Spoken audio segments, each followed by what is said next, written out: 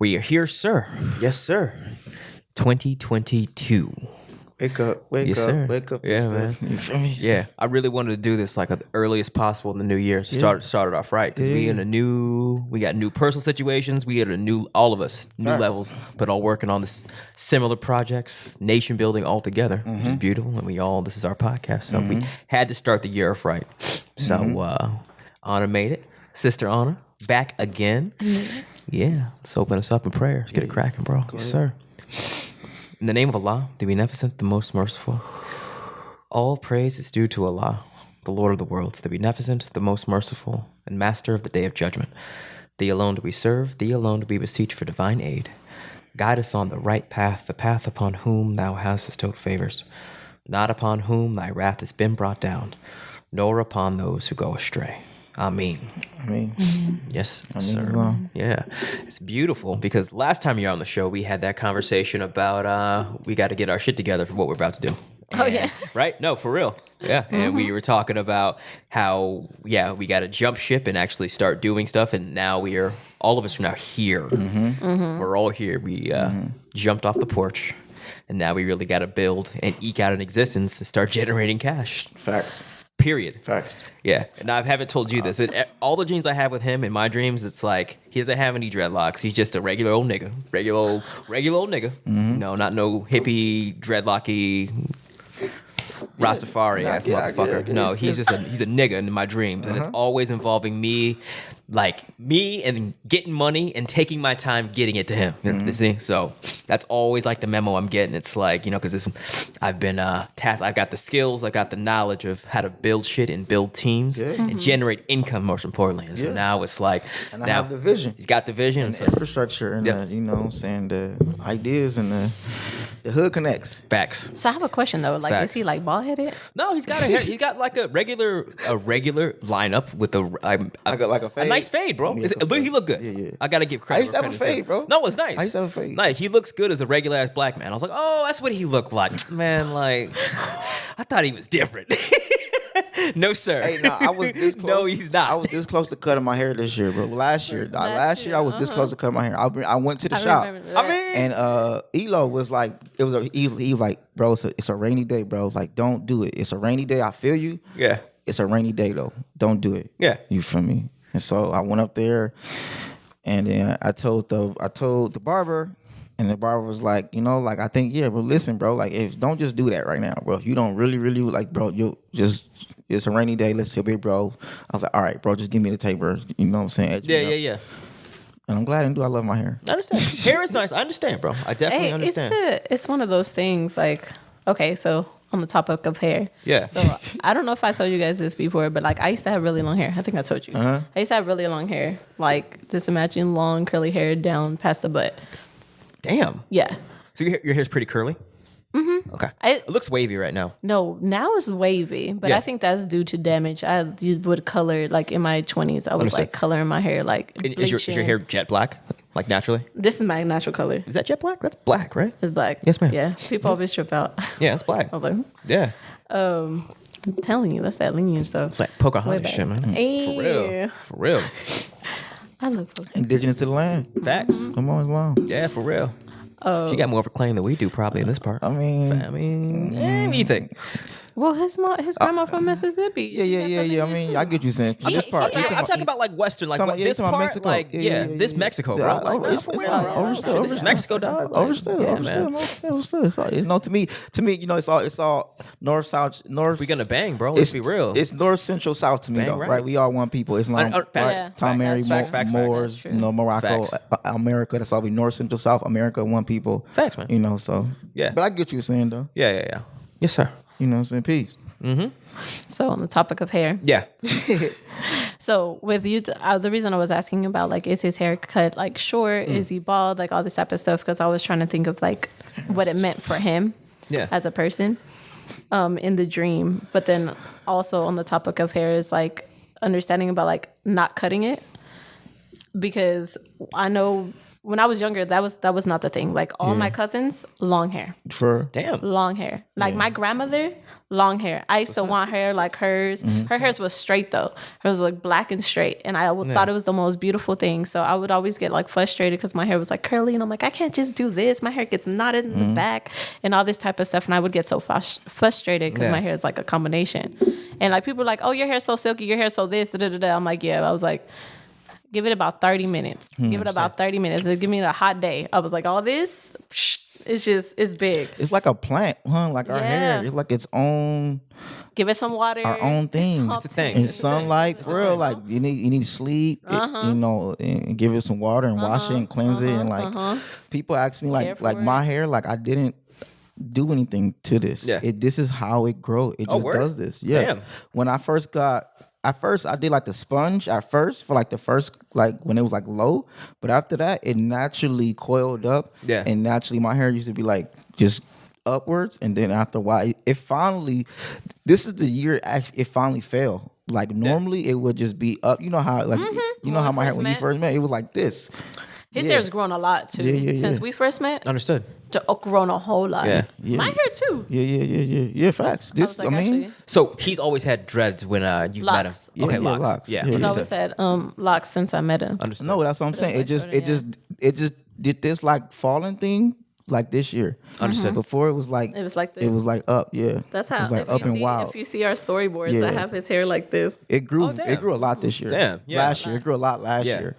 Yeah. Last year. It's like rope, right? Yeah. Because I was rolling with a Ethiopian dude that has locks in my gym. And it's like his locks are in my face. And I'm like, it feels like rope. It feels tough. Yeah. Feels if it's if it's taken care of, definitely. Yeah. Because it's just like anything else, like I'm still learning the whole process of it, but like it can become brittle if you don't take care of it. It can become dried out. Like you having like locks is like when you have like regular hair, you brush it, you do whatever. But I feel like when you have locks, like there's a lot more stuff that goes with it. Once you have something going against you, as far as like how people look at it, perceive it. Like I know when I was telling my sister-in-law, I was like, oh, I want to grow locks and stuff like that. She looked at me really weird. And I was just like, what? She's like, oh, aren't you worried about it smelling? And I was like, I was like, I am nervous. That's my hair never smelled. But the thing is like you also, you're Native American, but you're also like full black. Considered black. So your hair texture and everything is different, and the way your oil is absorbed into your hair is different. And mine, I was like, I have combination hair, so I was like, I actually noticed that growing my locks, like my hair stinks less now than it used to when I just have my hair out. And I've never like had like a negative odor with my hair on. That's what I'm saying. No, but that's what I'm saying. Like a lot of people that I know, like their locks don't smell. It's if it's unkept. Understood.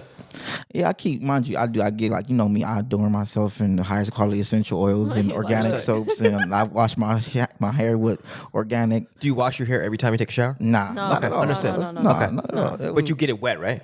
Nah. No. Oh, really? I don't wash my hair that often. It take a lot. That's a full thing. Yeah. Okay, it's a thing. Like, it's a thing. Understood. So it's a thing when I wash. It's not like a. It's a treatment thing. Like it's a whole. It's a thing. It's a ritual, right? Like it's a whole process. Because you got to wash it, condition it. Well, I wash my hair a couple times, then condition it a couple times, and then dry it. Yeah. And then, or not dry it, add like all my essential oils and like my moisturizers and like all the things I need to put in my hair, like tea tree oil, lavender oil, frankincense oil, coconut oil, throughout my scalp and throughout my hair, and then wrap that up in a towel and let my hair like absorb. You want to keep the moisture in and not take the moisture out. Understood. So that takes, like, when you do that, you can't just go do stuff. I can't go out with wet hair because I'm going to catch a cold. Understood. So you got to like stay in the house. Okay. And you can't do it at night because you're going to be cold. So, you know, you got to like, when I do it, I got to really mentally do it. And then plan for it. Yeah. I understand. Yeah. But I love my hair. I love my hair. It look good when I wash it though. When I wash my hair, it be like nice and shiny and black. Yeah. I can tell when I need to wash. I can look at it and tell I need to wash because it gets ashy. I understand. You know, yeah. They got all the dust of the world. But in the dream, what your hair has done for me, it just it kind of like it makes me like, what's the word? Not like fetishize you. It's like, oh, he's like a what's the word? Like a mystical nigga. You know, that's why I grow it. Yeah, you understand? I get what you're saying. You know exactly what I'm saying. As far opposed to like a nigga with like a fade and that's a line. That's the point for me. That was a point of creating the hair. Like I'm gonna let it be known. This is like this is the highest level of like protests. Right, this is the highest level of protest in the system for the most part. As an Asiatic black man, it's like free form locking your hair, like letting it be wild and unprofessional and unconventional. What's considered unprofessional? Yeah, I mean that's what I'm considered. Yeah, exactly. yeah. I mean that's what I'm saying. The context of like I was like I'm going to protest what we've been told has to look clean cut. Yeah, as a black man, that is hilarious. That was my mindset. Okay, so with that story, like I said, still on the topic of hair. That was like my journey with my hair. So I told you that all my cousins, everybody had long hair. Like ain't nobody cutting their hair. I never wanted, when growing up, I never wanted to cut my hair. Every time I would have to get a trim, I would cry. Damn. Like it would hurt my feelings. I'd be like, they took this much off and my hair shrinks. Yeah. So it could be right here and then come up to like this. Yeah. I had some, and I'll be like, no, my hair needs to be long. I want to continue with this. There's some spiritual relevance. You know, the Sikhs, the Asiatics, the Sikhs, the quote unquote Indians, they don't cut anything. Women, male, like you see women with beards, they don't cut their hair. Dang. Yeah. For real. I saw a sister at the Indian market up in Pasadena had a beard, and it didn't. I mean, I was like, that's what's up.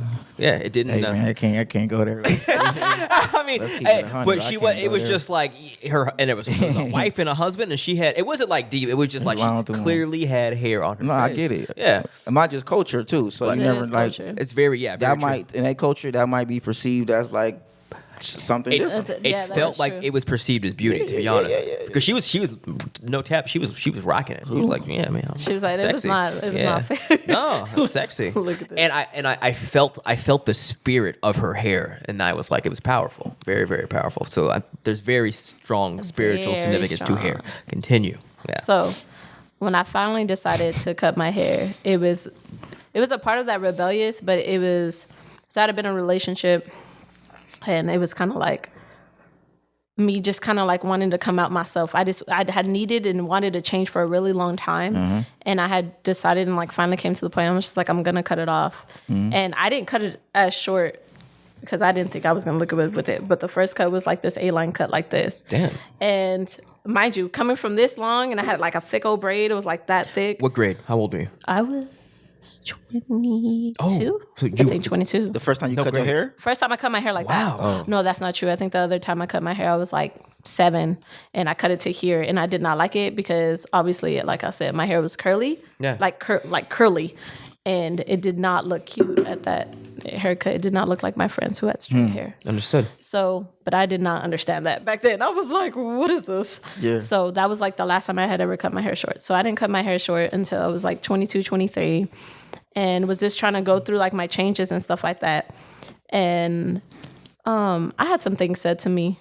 My dad, especially once I really cut my hair, like I like went like my hair was like this long.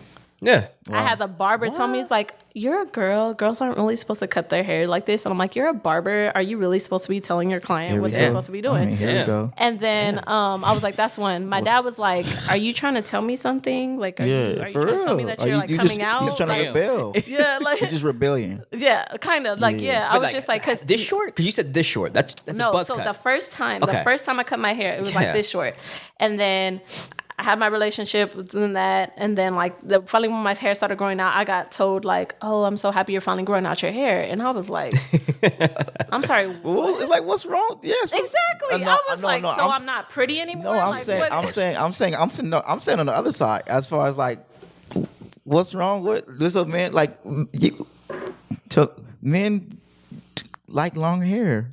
No, that's not the topic. You know, okay, how I saw it is like it my is grandmother. feminine. Men don't look at it as men look at women with short hair as masculine. That's fine. I was going through my masculine period. Clearly, I was going through I was going through exactly. Which is cool. No, that's cool. What I'll say is that through that period of time, I got to own myself so much because I couldn't rely on my hair anymore. I used to hide behind my hair. Okay, like I was. Oh wow. Okay. If I like had like acne or anything, which was caused by my hair too, I would like put it in my face. If I was uncomfortable, I would have have it in my face, I would just like surround it with me. It was like my way to cover up, right? And like people love my hair. So I was just like, oh, you know, I always had to make sure my hair looked nice and everything. So that was a way for people to have conversation with me. That was a way that people adore me with compliments. That was, I was all had my entire being be about my hair. I feel you. Because like out of my cousins, like I said, like my hair was like one of the curliest. Well, that's not true. My aunts had really beautiful curly hair. But their hair wasn't. It's like a lot of emotional connection. There was a lot of emotional connection. Understandable. So the first time my grandmother ever cut her hair was when she was in Mexico, and there was a guy that was like, "Oh, I love your hair, all this type of stuff. Don't ever do anything to your hair. Don't ever cut it." And she looked at him and was like, "I'm sorry, what?" Mind you, in Spanish. And then she cut her hair after that. She was like, "You're not about to tell me what I can do." And to me, like that, spirit of almost rebellion. Y'all just rebellious. I do. I got my grandma in me. That's rebellious.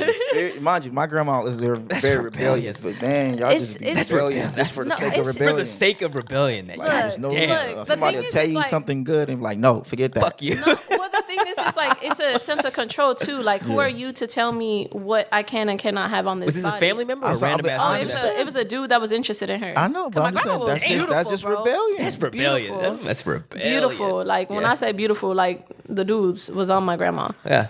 I mean, the dude was beautiful. Or your grandmother. No, my grandmother. Okay. Like he was trying to propose to her and like all this type of stuff, but he told her that and she was like, "That caught me up." Nah, bro. I'm sure there was other stuff. I'm gonna shave my shit off. Rebellion, man. That's rebellion. The birth of the modern woman, bro. Facts. The birth of the modern woman. Facts. Rebellion. Let's back up. Rebellion just to rebel for the sake of rebellion. We here now. Shaved it off. Just to rebel. Fucking rebellion. She cut it shorter. For no reason. I said she cut it short. There's no reason for rebellion. There's no lot. There's no necessity. I'll say that. No. There's a reason. There's no necessity to rebel. It's just a thing. Is the hair not sexualized? There's no necessity to rebel. True. How do you know? You weren't in her situation. No, I'm just saying in general because this rebellious spirit is heavy. It's very heavy. Imagine. It's kind of like the order of the day. One might even call it. I'm not rebellion just for the sake of rebellion. True. Right. So, but my hair is rebellion. My hair, like I said, it served a purpose. Okay. It serves a purpose. Okay. It does serve a purpose. Go ahead. Right. Mind you, I went from having an afro to cutting my hair and having a fade.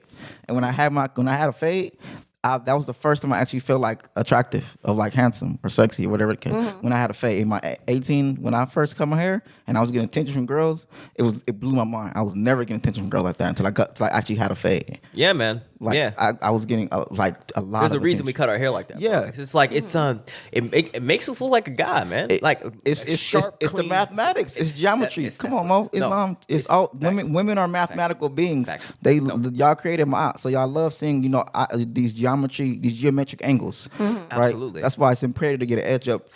Because you present yourself better. It's easier on the eyes. That's right. Because women are also visual. Men are visual. Women are visual, and they're like mathematically. Y'all like boom, boom, boom. Y'all like edge up.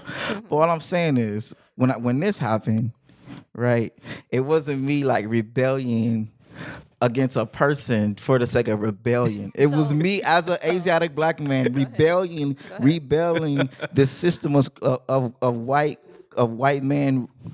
You have to present yourself presentable to white men in order to maneuver in society, in order to maneuver as like a career. So you saying that, is it not her way of maneuvering within her being and in her state and where she was at that time? Because like I said, I was not in her experience, but from the stories that I was told, there was a lot of stuff that was not right that was happening. So if it was a way, Mexico, right? This is in Mexico. Okay. So if this is a way to deter unwanted, I understand. admiration, rebellion. touching, all that type of stuff. No, it is not. It's a way of protection. Okay. That's one. Understand. Two. Understand. Two. When I did it, yes, there was some parts of rebellion. There was some parts of me owning myself and having to not just simply have my identity just in my hair, but to be as a person. So after I cut it, I colored it. I cut it shorter and shorter. I let it grow back out. I cut it again. Every time was a transformation. Yeah, facts. Every time it was it was me aligning myself more and more with myself, and me learning that it was okay for me to have a masculine side. It was okay for me to also be feminine, for me to be aligned in both those things and not have to look to a man and be like, oh, am I beautiful today? Do I look like what you want? Damn. Do I this and that? So all this, oh, you just trying to be rebellious, honey. No. That's another. Not. That's a whole different conversation that I don't. That I feel like we can't have. It's a learning. Me and you maybe definitely. Yeah, like I said, because that conversation, it might work for Ana Nube, right? For everybody else, it can't. Because now, what precedents are you? Why is it men are wrong for wanting things that men want? I didn't say that. But from what we hear, it's like rebelling against the things that we like, find attractive. Yeah, like we find it attractive. But I'm saying my work for Ana Nube, but I'm saying at scale now, right? At scale, if all the women just say, I'm not going to do the things that men find attractive just because, then what are men supposed to do? Then a man will learn to find other things attractive. See, now you you telling men not to be men. No, that's not you true. just said, I just don't know. Did you hear the question, Anna? Did you hear the question? This is what we find attractive. This is what we have always found attractive. This is what we will continue. Is it what you always found attractive? Yes. Is it? Yes. Is yes. it? Anna. Is it that we? Yes, worldwide, clearly, right? Always, forever. Worldwide, clearly. So before there was razors, men did not love women. Anna. So before women could shave, I'm talking about. We're talking about something different. So when people were furry, when everybody was furry, understood. People did not love each other, and guys did not procreate. When did this time happen? So this is not exactly. When did this time? Not happening. When is this time? I'm talking about. We can go back for the past thousands of years, Anna. Okay. Men have always. There is no culture that you know of where they like women with shorter hair more than women with longer hair. What culture right now? Show me those people. Show me those people, please. And if it is, it's a micro at scale. I want to say at scale. There are individuals. There are men who there's like always anomaly. There's always anomaly. I'm talking about in general. If generally women said we're not going to do the things. That nobody found me attractive when I had short hair. That's not what I said. That's not what I said. I like short hair. Anna, I just said that might work for Ana Nube. And there's not men that find women attractive with short hair. We're talking about. See now, that's the point. It's not, but because you're skipping over the point. The point is search for the anomaly as opposed to the majority. I'm telling you the majority. What's that scale? What's the most? And the answer is usually we'll find the anomaly to the most, as opposed to that might work for the anomaly. Mind you, I'm an anomaly, but does that work for scale? That's all I'm saying. That's all I'm saying. Does that work in the sense of does that work for men? Is what you're kind of framing. No, it gotta work. I see where you're coming from. It works for it works for the advancement of human race. In Africa, do all the women have long hair? Do all the women have hair down to their ankles? Nah, bro. Do all of them have hair to their shoulders? Did you get or the do point? a lot of them have short hair? Maybe some of them even bald. Some of them might be in braids. All these different things. What I'm saying is that this whole connection to hair might be to here, and it might be a more modern thing It's definitely not modern. Because I'm like, so when did we start? So where did we start scaling beauty? Hey, what's wrong with being modern, bro? What's wrong with being right here and right now? We are right here and right now. Do you see my hair? Do you see my hair growing? Your hair is flying. Do you see my hair growing? You like your hair? If I opposed having long hair, I would not grow it. If I opposed so what we talking about then? But you said that your focus was on me rebelling. No. No. It was the micro of the macro. So what I'm saying is, you brought up me rebelling multiple times. You did. That was your focus. True. I did not say that was my focus. You were like, oh, well, that was rebellious. And I was like, okay, that might have been. Was it not rebellious? This is true. A part of what had to do with rebellion, but the whole thing was not rebellious. The whole thing was me trying to find Anna. Yeah, it's long. That was me. I'm that here was for me. that. So what I'm saying is like this whole he conversation. painted your whole That's journey not- as an act of rebellion. Rebellious against men liking long hair. Which is coming. And I understand where it comes from, this bro. worked for Ana Nube. And you also said that your grandmother had this spirit, and I said that this was the beginning of the rebellious spirit for the modern woman. And then the conversation turned to that you said the idea of like not wanting to do things that a man finds you attractive. Not right? just limiting myself to that, Yeah, because so, my whole point up until then had to do the discovery with of honor. having was up until that point. And you know I'm on your side, right? Honor know. Everybody know. I love honor. Honor. This is my family right here. This is my real family, my community, my tribe. So just to be clear, this still is a hood really, nigga though. This is really my family. This is my still family. A hood nigga, bro. You got hood nigga logic. So I need to ask you, what does that mean to you? Because you said all the time, what does that mean? Wait, that he's a hood nigga? What does that mean? That I'm a hood nigga? Yeah, what does it mean? Hood and healthy. Let's talk about it. What does it mean? Transition into it. To be a hood nigga. What does that mean? Huh. Besides, I like saying it a lot. Cuban links and kyanite, you know what I'm saying? Yeah. Huh. Have you seen the promo? Trust accounts and selenite. I haven't. Like it. I'm actually excited to see Hood and Healthy season 2. Yeah. Yeah, no doubt. What does a hood nigga mean to me? Because I know that trailer, I don't look like a hood. I don't look too hood. People, look real like what? No. But some people will be like, what? But it's coming. It's coming. Now that I'm hanging out with him every week, it's coming out, and I'm starting to see it more. And what is it that I'm seeing? It's just like, brashness. Okay. Unapologetically speaking his truth. Masculine bravado. Mm-hmm. Yeah, fuck them niggas, man. Like, fuck them. Yeah. Oh, you think you rebellious, man? Fuck, I'm tired of that bullshit. Right? Nothing wrong with it. That's what it is. Yeah. Hey, I'm refined. More or less. I'm refined though, and I'm becoming more refined. Yeah. You know. Yeah. But I guess in regard to I will say, I think it's really just the masculine bravado, where like he would just, most people might like not immediately just call your whole action as fucking rebellion. You know, a lot of people be like, oh, actually, maybe there's one. He was just like, nah, that's rebellious. I lean in a little bit. Yeah. I lean in with certain things. Leans in. Yeah, I do. Leaning in unapologetically, in a way that would make conventional white America very uncomfortable. Yes. Oh, yeah. Yeah. Because they hate when niggas act like this. Yes. I make white people uncomfortable. Very uncomfortable. But the thing is, I make white people uncomfortable my entire life. Facts. Because I'm a hood nigga or whatever the case, right? So even when I have my fresh cut, I'm still I'm very intelligent. I'm very, I read and I study, and I'm like, I don't speak off just rhetoric. I speak a lot of time off like things off like, sciences and things like that. So I definitely make white people uncomfortable because I'm not just saying random shit. I'm able to hold myself in a conversation. And I'm usually able to win the conversation. And you're comfortable. And it's very much.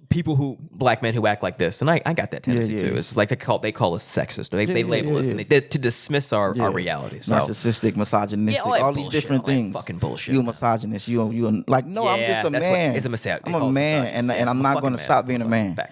Facts. And you don't have to be. You don't have to like it all the time. That's okay. It's not. I'm not. It's okay. As a man, I have to learn to not have to be liked or want to be liked. We don't need to be liked. No, hell no. We're here to build the world. Facts. We're not here for everybody to be our buddies and like us and agree with everything that we say or agree with all of our thoughts. We're here to build a nation. Yeah.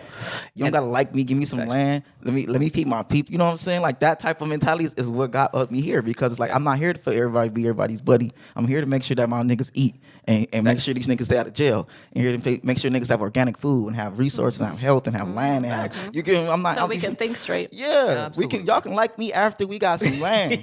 Y'all can not like me and we all have land and we all have resources. Absolutely. Yeah, niggas don't gotta like me, but here go these essential oils. Here go this organic food. Here go these cookbooks. Here go these, you know what I'm saying? Here go these self-awareness books. Here go Hood and Healthy season 1, season 2. You know what I'm saying? You don't gotta watch it, or you can watch it and not like me. It's niggas who watch Hood and Healthy season 1 ain't like me. Trust me. Yeah. There's a lot of niggas. I know some niggas right now. It's okay with not being liked. I know some niggas right now who watch season 1 Hood and Healthy and don't like me. But it's okay. That's what's up, man. You're gonna learn a little bit of yoga. Absolutely. You're gonna learn a little bit how to eat a little healthier food. Yeah. You're gonna learn a little bit how to meditate. You're gonna learn a little bit about the sound bath. You get what I'm saying? You learn how to breathe correctly. Facts. Yeah. But I think when you mentioned about that your grandmother's her reaction to being catcalled or whatever, and saying like when we hear, and myself included, it's like our reaction was like, oh, here they go again. Here they fucking go again. Oh, just hating men. No, it wasn't that. It was that she said this is someone who this is someone who wants to marry her. This is not no random everyday nigga, right? This is a man who said, I want to give you the highest honor I could possibly give you, right? And make is you true? As a man, is he not? It's the highest thing you can give to a woman is making her your wife and giving her last. That that is the highest thing you can do for a woman. Assuming this is as a man. As a man. Within my experience. As a man. My limited experience in her reality at that time. Understood. His attachment was to her beauty. Understand.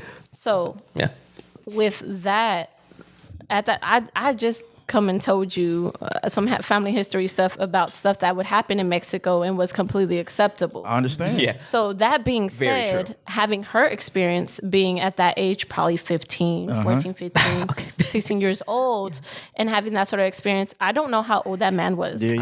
Understood.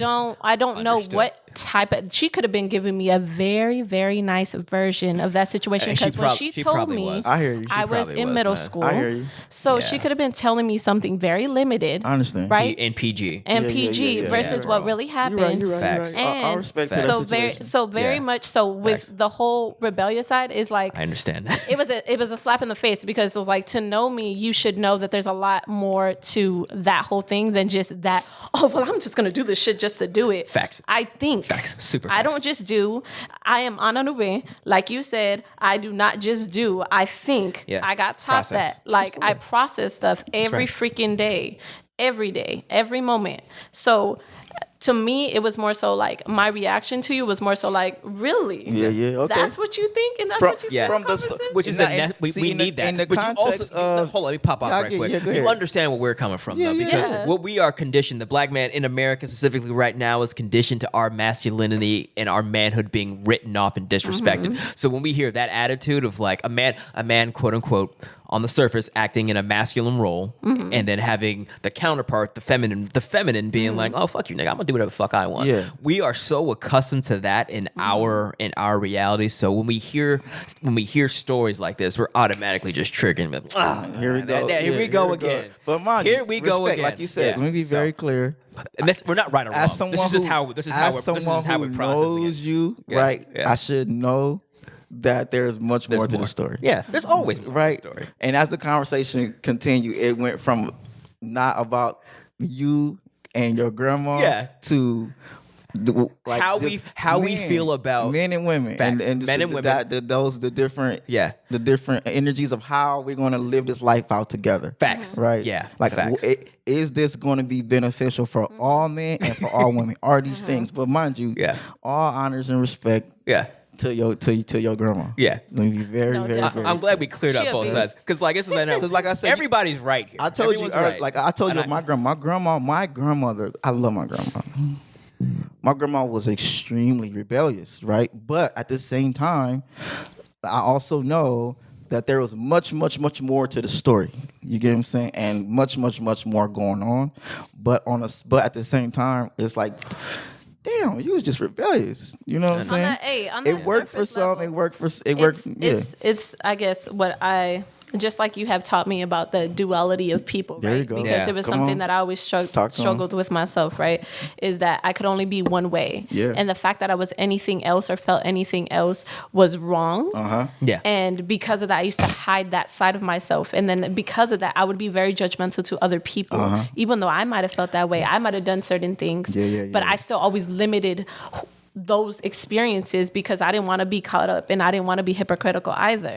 Yeah. But the more that I have grown, the more that I've learned and starting to realize like we all F up, we all have different perceptions, we all go through our trauma here and there and are learning to become ourselves. Yeah. Right? Well, we hope that And you call it fucking up, but it's not fun. There's no fucking up in the process of becoming ourselves, right? yeah, So it's not even fucking up. It's just we all live and exist and do things. That's true. That's all it is.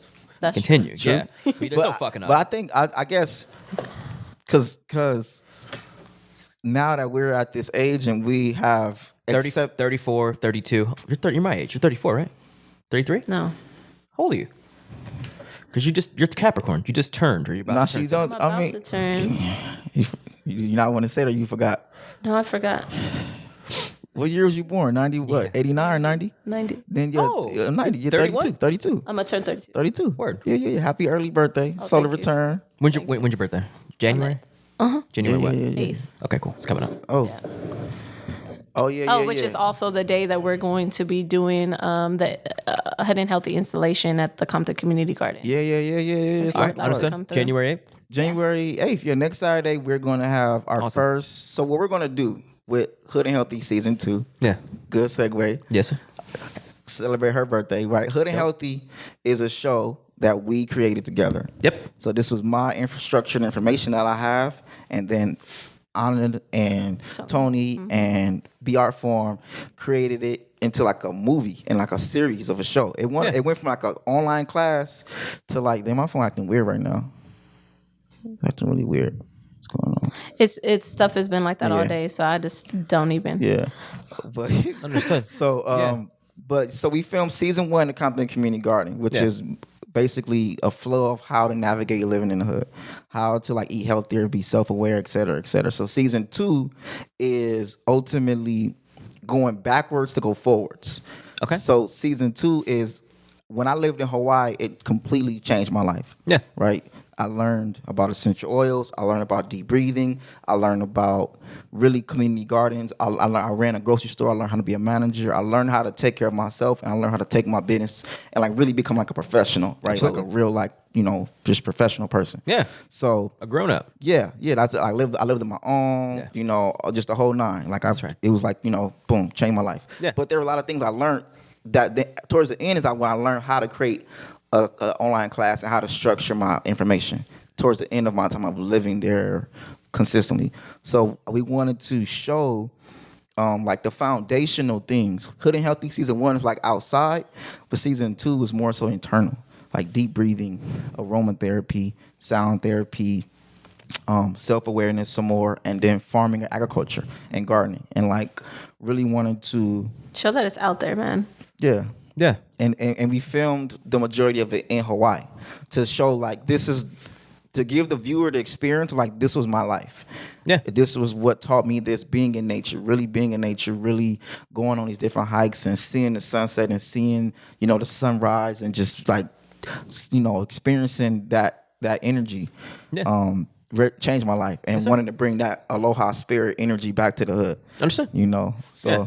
So there's an installation on the 8th in Compton. Okay. Yes. So what we're doing is we're going to combine the physical classes and do workshops as we are promoting the show. Okay. So I'm going to do season 1 and season 2 stuff, teaching classes about like how to just eat fruit, and then like how to do deep breathing, how to make a veggie burger, how to replace dairy with making different smoothies, but also what is sound therapy, right? Like tuning forks, singing bowls, affirmations, combining them together, you know, things of that nature. A class on gemstones and crystals. Yes, sir. You know, It's like bringing season 1 to life, basically, and like I was supposed to say a live action, but like in life where people can fully 100% experience the moment with us, and having each episode be the guiding force of the installation of that day and the day thereafter.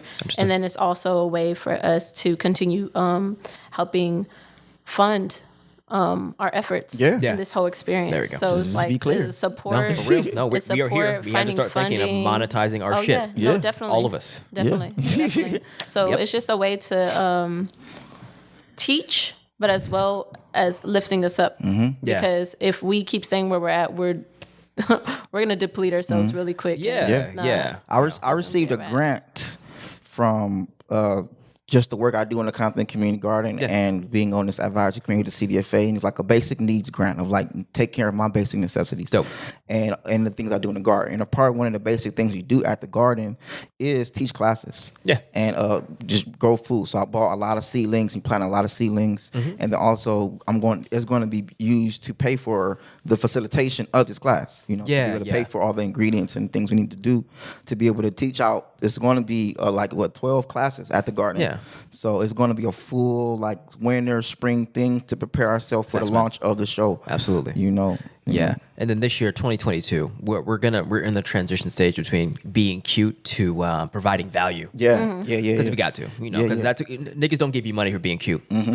They'll like your shit. Not anymore. No, not anymore. No, for real, they don't. And myself included, I don't. No, they'll like your shit. Now you don't got long hair. Yeah, they'll like your shit on Instagram, but that's easy. That's low commitment. Yeah. Forking out your credit card information to give someone money, Yeah. that's high commitment. You have to deliver value for But you have to believe in what you're paying into, right? Yeah. Oh, So it's absolutely. like, I think in that way, we would talk about Head and Healthy, try to express who Temu is and what we're doing. And one, it's very hard for me to explain what we're doing. I'm just like, look,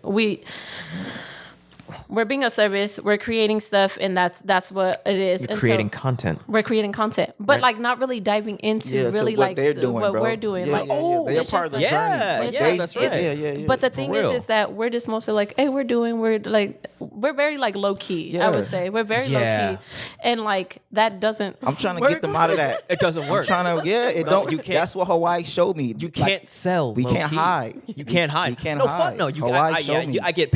I'm still trying to get past like that. We can't you can't be a hide. fucking hermit and be successful. Yeah, it doesn't work. No, you can't do that. And that's a part of like the LA hood. Get a job if that's what you want. We stayed low key. For real. I stayed out the way you because could be a hermit and have a job. Yeah. That's what a cubicle's for. For real. And mind you, there's nothing wrong with No, being very exactly. clear. It's not. Yeah, It's not not. at all. We each This have is our not own for thing. everybody. That's right. I'm not It's here not. to tell everybody bro. jump off the porch and put yourself in front of everybody and put a man. spotlight on yourself and all that. It comes with a lot. It does. It's a lot of man. responsibility. But we have the value and we have the power and the things right. that we have to offer are very valuable. And I That's had right. to accept that.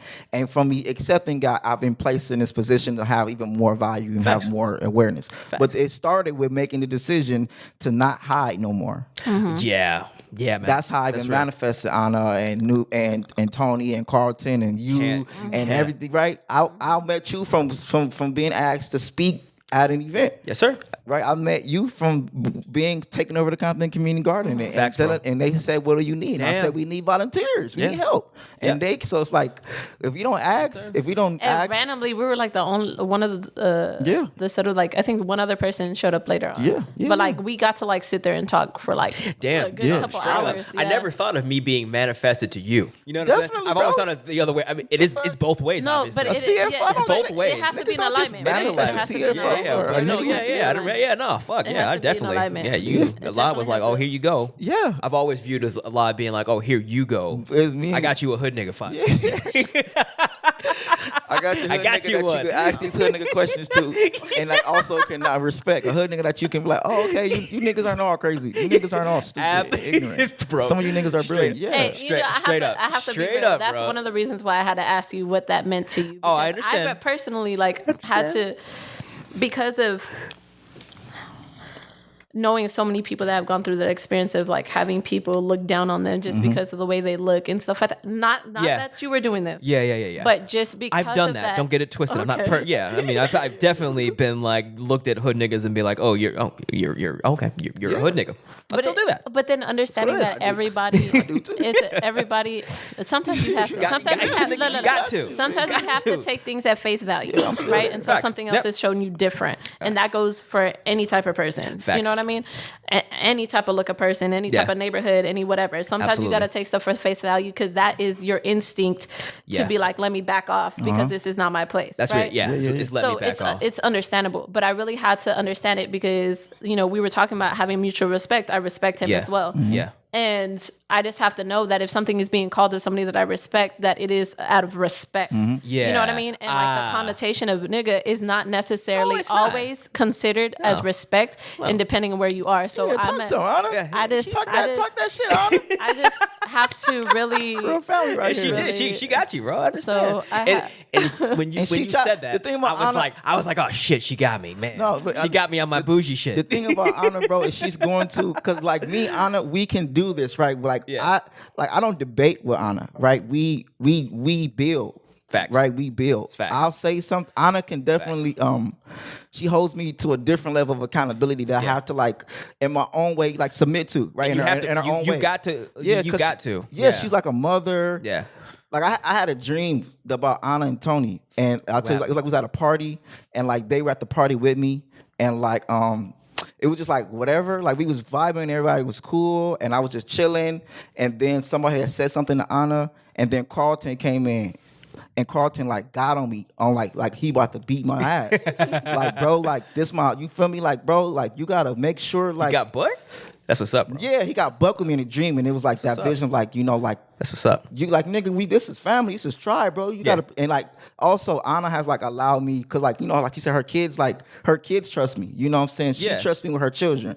So like Anna has made me have to definitely be like because people don't be like letting people like children around people and like definitely not me. Yeah, absolutely. Like she's very protective of her children and her children are like really cool with me. And so I mean at first I was like I don't know what to do. What you want me to do? Like your daughters are cool with me. You want me to be like leave me alone. You know what I'm saying? I understand. So like, but it's like definitely like a level of like a accountability. Even one time we had like a meeting and I was cussing in the meeting, and like she was like they had to really sit me down. It was like, you know, like if you're gonna do this show, like you can't be talking like that, bro. Like, you know, you can't be cussing like that on my kids. Like, don't be. And I was like, dang, you right. Like, I just be out here just MFing and just. And if you've noticed, I definitely have toned my cussing down a lot. Definitely. Because I got to the point where like I would just be cussing, bro. Yeah, but I was, you feel me? And I'm like, that's and not. then like when he would realize, he'd be like, I'm so sorry. Yeah. Like, yeah, like I don't want to be a hood nigga. Like you know what I'm saying? Like she don't look at me like a hood nigga. She look at me like you, like Temu. Like we work together. We do production together. Like facts, professional. Yeah, you know, we at work. Yeah. You know what I'm saying? Yeah. This is like they putting their life on the line. They putting it, you know, to like help us build this. So I get why I'll be like, come from the shadows because the work y'all doing is equally facts, man. Like to me, Hood and Healthy is our creation. It's not mine. It's ours. Like they are equally a part of Hood and Healthy. It's theirs just as much as it's mine. Yeah, you know what I'm saying? It's not up under, you know what I'm saying? Like, it's our baby. You know what I'm saying? I have the ideas, and they had the vision. And I had, like, this structure, and then she had, like, this is the vision, and Tony had, like, okay, this is how we can actually framework it. Yeah. And they brought, like, staff and people who was helping with the lighting and helping with the sound, like, the full thing. And I had the community garden. And Hawaii was like, all right, we trust each other. All right, like, we about to go do this. Let's go film. And it was challenging. Yeah, but it was definitely made us grow up. It made me grow up, definitely, man. Yeah. Okay. It was just a lot. Yeah. And I'm very grateful for it. Yeah. And I'm not going to say me calling, when I call him a hood nigga, that's really me, that's me talking shit. And it's also me coming like, it's mostly me talking shit. You know, so I don't want to cap and say like, it was 100% respect. I was like, oh, fuck this hood nigga, bro. Like, I definitely like think that all the time. Jokingly, but I'm like, okay, yeah. Cause that's the game we have. That's our like, shit. That's our shit. It's like, he's from the hood. I'm from the whitest place on this fucking planet. So it's like, yeah. And I used to have insecurity about not being that. Yeah. Yeah, right. It's like I used to like, oh man, they're not gonna think I'm hood enough. But now I'm like the opposite. I'm like, fuck you. And I'm the main one that'd be like, Adam, bro, be yourself, bro. Yeah, like, I'm not gonna be a hood nigga. You don't gotta be. You don't gotta be like this. No. I've been listening as much as I've been a person that comes on here. I've been listening to you guys since like you guys started, and so, like now I definitely do see your transition. So I'm gonna be real. When I first started listening, I was like, I could never be on this podcast because I feel like me and Adam would go at it. And I was like, that's not a negative thing. Not at all. I was basically go at it as like our perceptions of things. I was like, we're definitely like different. Like, and I was like, I don't know how this would come across like in person. And then I came here and I was like, he's nice and he kind of remind me of my older brother. Like, and then I was just like, okay. So I like sat and was like watching and listening, and I was just like, oh no, he chill. Yeah. I was like, he's just trying to find himself in this whole groove of things. Yeah. And then I was just like, that's okay because I'm always trying to find myself in my groove of things. Yeah, no different than you. Facts. Yes, who would have thought, right? Yeah. Exactly. Who would have fucking Hood and Healthy. Facts. Yeah. So it's definitely like you have definitely been welcoming and in this space and have definitely given it's safe. It's comfortable. Like, so it's like, no matter if something's like different from you and maybe like you have had perceptions and stuff like that, I think you're still really very willing to learn, which has made me want to come back and talk to you. Yeah. Because if you weren't that, then I would have been like, no, I'm good. I understand. But like, it's because you want to learn. You ask questions to learn. You ask questions to broaden your perspective on things. You don't just stay in this limited, oh, well, I grew up here and that's just all it is. So there's definitely been that transition, that growth that I've seen within you throughout the podcast. So it's really dope. And you know the thing about like with the hood nigga thing, me like to me it's like I lean in with it, right? Like I Facts, it's man. like it's a little bit of a caricature, right? A little bit of like, I'm going to take this energy, and I'm going to like really lean in with this energy, but at the same time, it's like I've learned it's kind of like a superhero, dude. I mean, Haru, it's definitely it's a character. It's a concept. It's your character. Yeah, because I also want to. I'm gonna open up your mind to this, but then after you talk to me for 5 minutes, you're gonna be like, wait, what the fuck? You feel me? This is a whole indigenous, Aboriginal, Asiatic Moor who knows his rights, who knows the law, who understands the economy, he understands all worldwide holistic practices, who has multiple books and multiple organizations, and is, you feel me? Like I'm not a hood nigga. You know what I'm saying? Facts. But I'm bro from West Side of Compton, West Side of the city. Facts. You feel me? You can't, yes, sir. But they both real. Absolutely. And that's the hood and healthy, the duality of like, this is, I lean in with them both. I definitely lean in with them both. And I definitely love to, my job is to build the bridge, Asyr Bridge. That's plugged to my new Instagram that I'm finna make called the Asyr Bridge, which is like, that's a good name. We're gonna be able to come up with all the dope names. He does. Nigga got ideas. Nigga got Temu. I gotta give credit where credit is due. Nigga got ideas. I got a lot of ideas, and it's just how do we actually facilitate and bring them down to actually reality? That's my job. Is exactly. That's my job. Yeah. So I'm the bridge. I'm the bridge of industrial, commercial, agriculture, and urban agriculture. I'm the bridge of holistic practices and quote unquote gang, quote unquote urban culture. Because I'm not a gangbanger. I'm not pretending like a gangbanger. I'm not a P. I'm not none of this.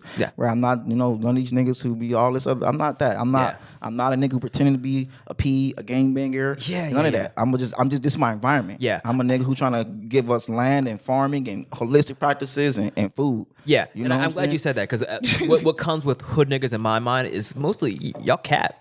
Yeah, exactly. You fucking cap. You're not all of this. You're not a fucking OG. You're not all that. You're lying. I know. You're fucking lying. I know. I see these niggas. I see the city. I'm like, bro, y'all niggas be bro. It's abandoned buildings in the city. It's empty plots. What are you niggas talking about? We don't got no food. We don't got no land. We are all essentially capping in some way or form. We are all trying to build up to this place of where we would like to be, right? And we have to realize that. And the sooner we realize that, because we see it, means that we can have it.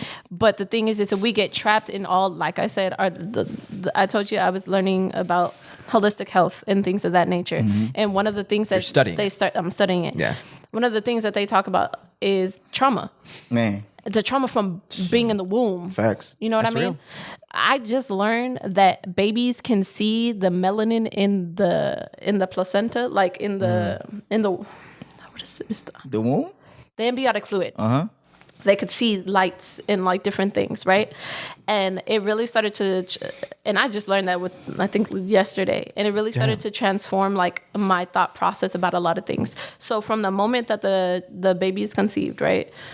It goes through this process, and whatever the mother's going through, which is why they say that, the mother shouldn't have stress. The mother shouldn't be unhappy about things, have to worry about depression, all this type of stuff, because everything gets passed on to the child, including, yes, it's very important and critical about what you eat, because if you're eating a lot of processed things, it inhibits the different inhibitors in your brain. You have a lot of electricity going on in your brain, right? That's how the receptors connect and all this type of stuff.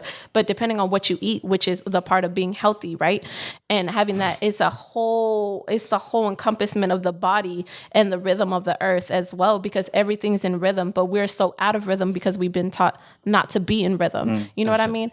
And just even knowing that amount of information can truly transform you to your future, because if you understand that, because I was born out of C-section, because I was born with them pulling me out with forceps, because I was born and not being breastfed, because they pulled me out of my mother's womb and immediately they want to put me underneath lights and dissect me and all this type of stuff. I didn't get to feel my mommy, who I've been in for anywhere from 7 to 9 months and all this type of stuff. That's traumatic. That's traumatic from the beginning. And then you wonder why people have attachment issues. You wonder why people are mean. You wonder why people don't know how to love. And all this stems out of there being lack of love, and the mother has a hard time a lot of times to connecting to her child, and they don't know why. And then you wonder why women will go through issues of having bouts of depression and either hurting their kids or killing their kids. And sometimes they're like, oh, well, you're just having chemical imbalances and all this type of stuff.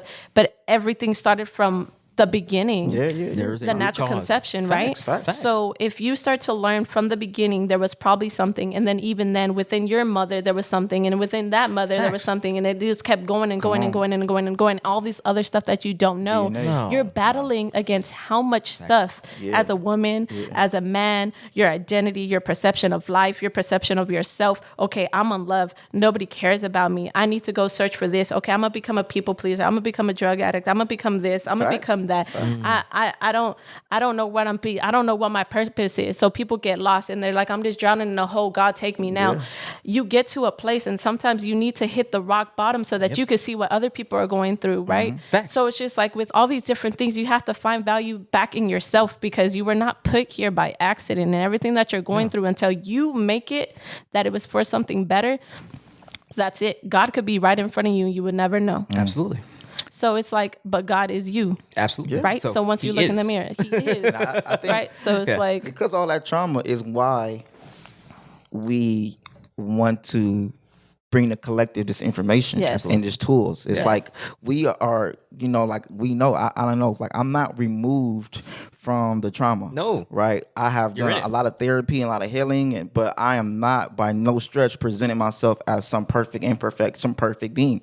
I present myself as this infinite divine person who has a human experience. Facts. I know I have the divinity, but also I know I have this DNA. You got these issues, bro. These DNA, it goes back hundreds of years. Like I said, me and all my brothers have my mother's face. My mother had my grandma's face. So whose face did she have? Facts. You get what I'm saying? And then whose face did they have? Facts. So this DNA is strong, and it comes with a lot of trauma, and that's why for me, it's my responsibility to make sure that we provide as much tools to people who come from these environments to be able to help us navigate through all this trauma and it's through this traumatic environment. Facts. And also build that bridge of facilitating us getting up out of these traumatic environments to be able to develop new environments. Absolutely. To be able to develop new cities, new communities, but nations. Yeah, absolutely. But if I know we don't heal, we can go get 300 more acres. Yeah. And still do the same thing. Yes, and still niggas be drinking and whatever the case. And like me, I don't talk about it. We was like, do you are there like in this new, not just only 300, but just in general of like in this new world. Yeah. Like, are there not gonna be strip clubs no more? Like, you know what I'm saying? Like. Yeah. And he wants there to be strip clubs. And I was like, what you mean? That's that hood nigga shit. That's that hood nigga. See, that's what I'm talking about. That's what I'm talking about. That's your boy. That's your boy. That's your boy. You know what I'm saying? That's your boy. I'm like, bro, I don't know where y'all want to live. I don't know what hill. I don't know what heaven y'all. This is what. So in the kingdom, no. So in the kingdom of heaven, no. You could look. See what I'm saying? In the kingdom of heaven, that's why I can't bring niggas in my house, bro. No, look. No, but you could always tap back in. Inhale, nigga. I gotta come your ass. No, nigga. Go back to the hood. Go to the strip. Yes. Go back. I'll stay there and come back. Well, you don't have to stay there. You go. But like you don't have. We're not. But the thing is, it's like in a place where everybody's healthy, there would be no strip clubs. Thank you. No, but see, I don't see because thank you. See, I don't see. That's a slippery slope. What? Saying no strip clubs in the kingdom of heaven, bro? I don't think it's that fucking slippery, bro. I think it's pretty like logical. Because it's no crack either. The human that's not the same thing. Women love to dance, and it's a part of tantra. This your boy. Oh no, no, we not finna do that. We not finna do that. This your boy. We not finna do that. This is a part of the world. This is a part of life, the human experience. It's a temple. Have you studied dancing? There are coaches there are Indian coaches where there are cultures where the like belly dancing is like a high level of like spirituality. For money and drugs? That's not all the strip club is. It's an exchange of energy. What is money? Money is currency. Okay, so right? It's an exchange of energy. Hold on, let's step back. Like it's going to be here. Bro. So I'm not. This is what happens when you let hood niggas in your house, man. They get comfortable and shit. The strip club is not an evil, nasty, vile place, bro. I promise you. It's a very fun. It's a very fun, pleasant, high vibrational place. So I be having a blast in there. Hold up. Congratulations, first and fourmost. Okay. I've never fucking been. And I'm I not also ever going to a strip club. And I also learn how to tap in spiritually and how to manifest and how to allow this energy to charge me up and redirect this energy of my Kundalini energy and be able to manifest. So here's the thing. Divine feminine energy. So I will say that no.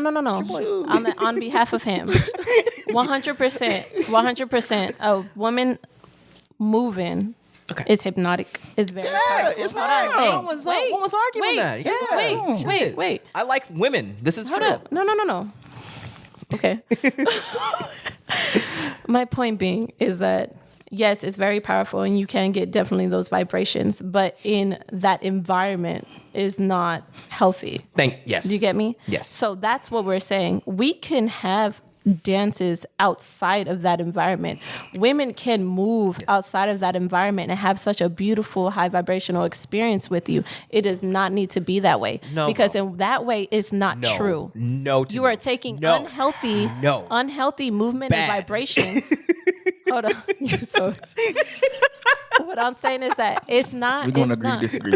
That's fine. We are. That's fine. That's totally You are going to disagree with us. I'm going to agree to disagree. Okay, I understand. It's okay. Because like you said, they come like this. They can't come without the other. Like to me, they're both here. We need. Okay. I want to make sure we have 100 acres, and I want to make sure we have organic food. I want to make sure we have holistic practices, and I want to make sure we have all these healthy, phenomenal things. And I also do think that it's imperative that we have a place for a part of the human experience. that men and women love. Women love being there. Because it's too much. I'm not gonna making go, that scratchy. We act like we go in there and there's only just vile, evil men in there, and like all the women in there are just horrible and just have a first off, bad experience. that's not what I said. I know because I've plenty known of strippers people. since I've always known strippers. So that's not what I said. And they love it. That's actually not. Okay.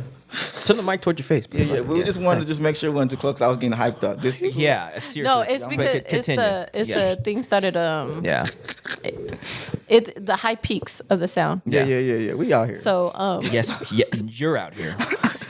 Hey, the Ascension. I'm civilized, bro. I'm civil, bro. I don't be in no shit. Hey, don't even take too much pride in that civility stuff because that's what got people here, killing people. I don't go in there. I don't go. I'm not saying I'll just spend all my days in there. So I'm not gonna act like. Have you been to a strip club? I've never been. Me neither. And that's it. Hold on. Wait. So can y'all keep that in context? No. Can y'all keep that in context, please? But I didn't say. I never smoked crack. I didn't say anything bad. You know what I'm saying? Like he knows. You said that they can't be in heaven. You said that's hell. You said they have to go to be in. I called it hell. I said hell. Okay. I said stand by it. I said you could come back here. Okay. I didn't say that this was hell. Okay. Sometimes like we're going to be doing exchanges, doing all this type of stuff. Yes. So in my perception, I think that heaven is wherever you are. So and what you create, right? And hell is wherever you create it. So in that concept, like. I feel you. Arms up. I don't know. Hands up. Yeah. But what I'm saying is that in that sort of environment, I don't believe it's conducive into what we're trying to do and achieve. I believe that there definitely needs to be a place of.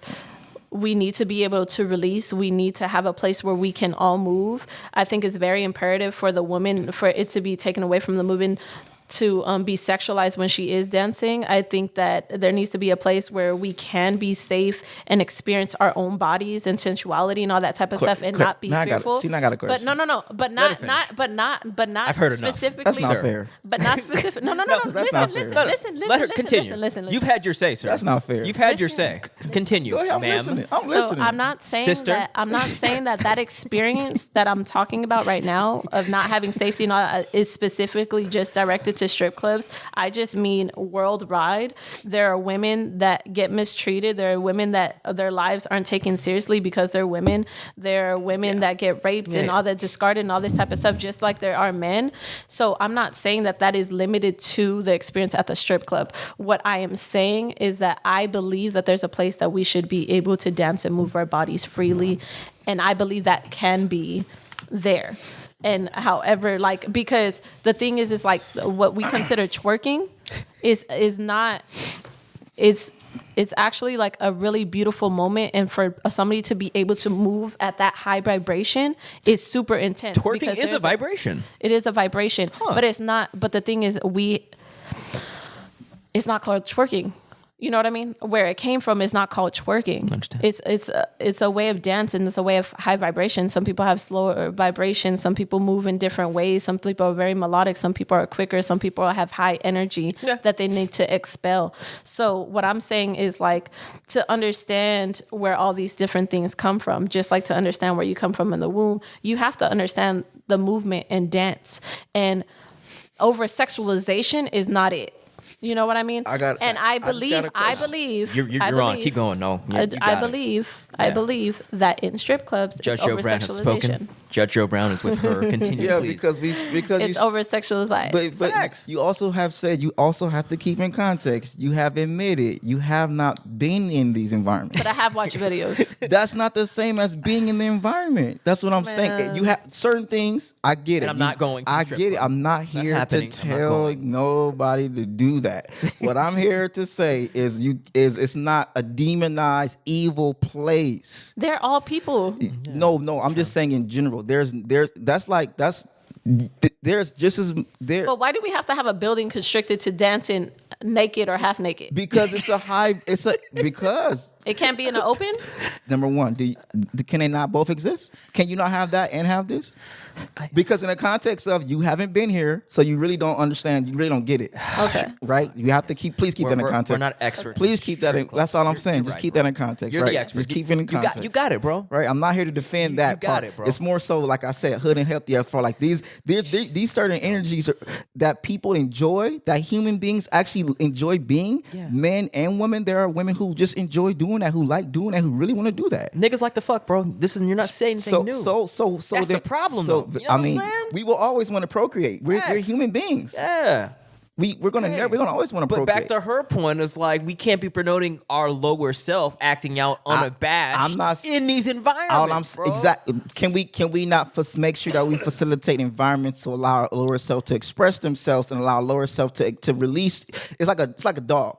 You have to walk the dog. You can't just say, dog, do what I want. You have to walk that dog. Like the body. You have to work out the body. Yeah. Right? If you don't work out the body, you're not going to have the full maximum of the body. Right? So when we talk about lower self or animal self or whatever the case, right? It has to express itself. Absolutely.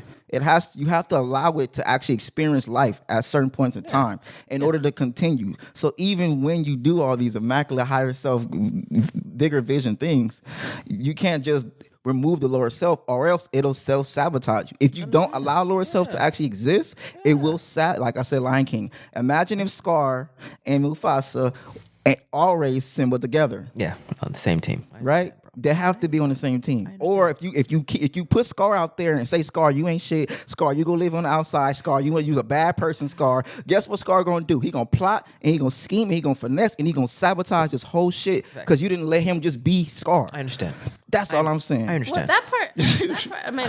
Yeah, so niggas gonna have to go. Sometimes niggas like to do nigga shit. Sometimes we like to do things that I don't like or I might not agree with. That's why I said but you could come back over here. Yeah. I didn't say... I'm saying why it can't be here with us. We have to go way over there to do that. Who said it's way over? It's only 300 acres. The world is big. It could literally be right outside your house. I don't know. It depends on which corner you want to live on. No, I feel you. It could be 20 minutes away. I don't know. I'm not. Yeah, I did it. What I'm saying is like. Can we have one? That's all I said. Can we have one? No. No. All right, fine. No. Fine then. No. People, but the thing jury has spoken. The judges have spoken. In general, we have children. I'm saying in general, and we got children. I'm not. We've got 3 children, bro. Let me be very clear. We I'm got not 3 speaking Asiatic about. babies. I wasn't speaking about this particular plot of land. Let me be very clear. We're not talking about right? that. That's not what we're talking about. That was talking about the kingdom. Yeah, you're talking about the kingdom. We're talking about when we get to this antithesis and we reach this destination and we do these things that we say we wanted to do. Are we still going to allow ourselves to? Are we going to allow our lower self to have a place to exist? That's what sports. I mean, but that's what like sports are for, bro. Yes, but here, sports. I will say niggas this. fighting each other. I will say this. I gotta have strip clubs, dog. Hold on. I will say this. Continue. I will say this. So, you saying that is very interesting to me. So, I've been recently reading like the children's version of the Bible. It's very, very tiny, the couple page like this. It's the mostly a picture and then like a couple words and stuff. Not a couple. It's like a couple paragraphs. And something that kind of kept catching me was that people kept forgetting about God. And people kept, so they would get to the promised land, they would get saved. And then the next couple chapters, they forgot about God again. So then they had to go back in whatever, like some sort of despair, right? Some sort of like, now you have to, now you didn't do what you knew you were supposed to be doing. Facts. So now you guys, I guess, going into like a place of realizing that you do need me. So now I'm leaving. The period of chastisement. I'm still here, but I'm leaving. Y'all go do what y'all gonna do. Nigga shit. And then nigga shit. Y'all gonna continue. I really have a hard time with that because no, because I see it. Nigga shit is not having one and not accepting that you got to deal with the masses of people. Because we dealing with kingdoms. Because True. The reason I have an Everybody is issue not with gonna be like nigga refined. shit. That's a decent point. Right, That's a kingdom. Decent point. You don't let niggas be niggas, then you guess what? Niggas gonna revolt. That's what I'm saying. Niggas gonna be like, nigga, if you don't let me have a strip. Already revolting. Like You see, but then it's to that point where you said that they had to go sit in like the desert somewhere for 40 years outside of paradise because there was a whole generation that was in that stuck thought that needed to be this and they could not go on. But like you said, even when they did reach the promised land, the niggas who say we need a king, God, like what you mean we need a king? Like y'all good. Niggas say no, we need a king. We need a king. But they was fine, they go a king. He gonna be on some king shit. Yes, and then all that's happened, and then be on some nigga shit. Solomon was on some nigga shit. Yes, Be bro. very clear. It's lying to him. Yeah. Oh yeah, I'm gonna be asking more questions. David was on some nigga shit. Saul was on some. I read the Bible. Yeah. Saul was on You some and I both, straight sir. nigga shit. Yes. David was on some super nigga shit, and Solomon was on the highest level of nigga shit you can ever be on life. Facts, bro. Let's be very clear. I understand. You can't get no more of a real nigga than Solomon. No, you can't. So Ever. So a couple things. Yes, So one is that yes. So keeping in the context of us talking about like strip clubs and lower self and things of that nature, and reading the Bible, that happening. What I just see is just a cycle. Is once you start letting certain things, like say maybe I don't know enough, but in my perception of what I do know, the lower self will may sabotage you, may do these different things.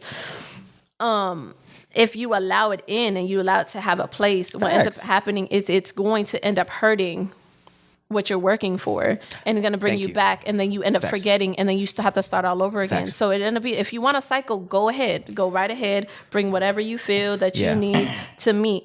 But if we know anything just by all the knowledge that we have gained, right? We have to also know how we are inhibiting ourselves and how that might be something of us having something, feeling like we go to that or we feel that we need that because it's feeding something in us that we didn't have before. So we do have to come to that realization. But if you're coming to a place of having like healed people, and not to say that these things or these people will not exist, because obviously in the Bible, these two places existed. There was paradise and then there was people doing stuff. That's how I'm like, you could always tap in if you feel like it, but realize that it is going to take a part of your soul. You know what I mean? Thank you. Yes, so that's all I'm saying. It's going to have its cost. And I'm not saying, everybody has a right to do what they feel is correct for them. So it's not for me to say anything about you. I just don't personally want it in my experience in around our kingdom, from which you're now demoted. No, he is not. There you go.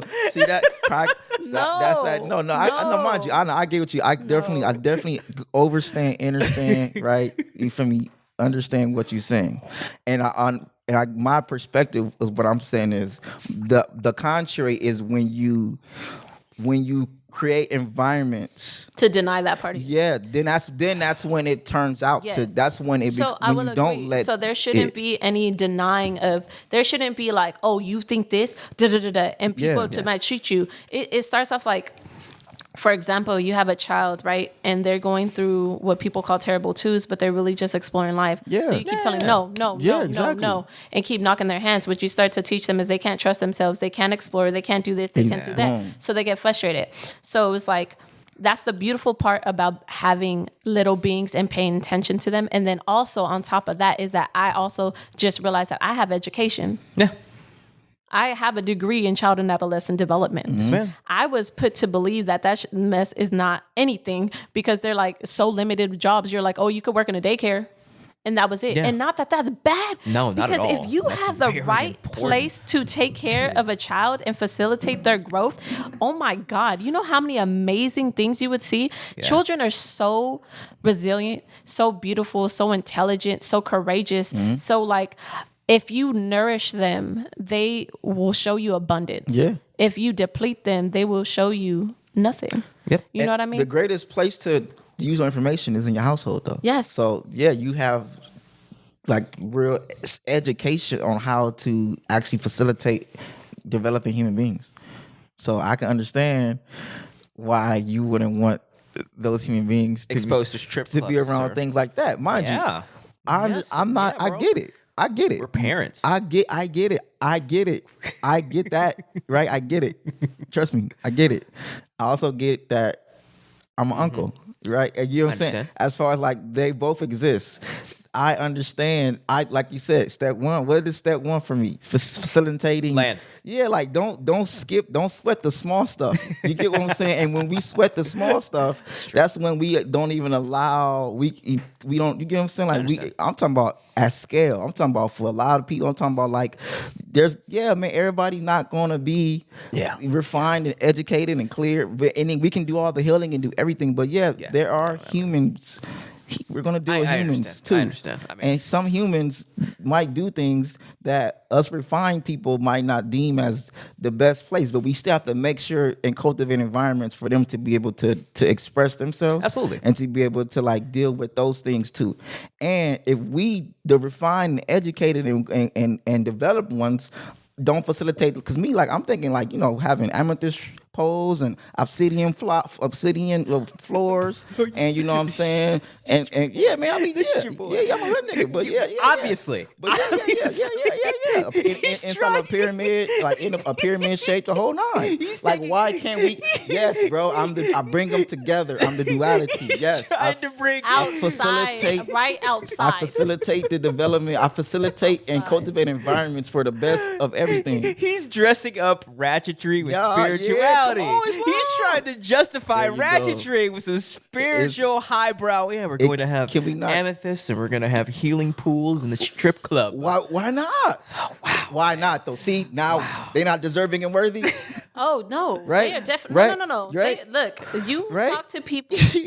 I had this quote Come a couple on. times, but it's I just be like thinking about you shit. could go I got around ideas, bro. preaching to the Yeah. people that are already saved.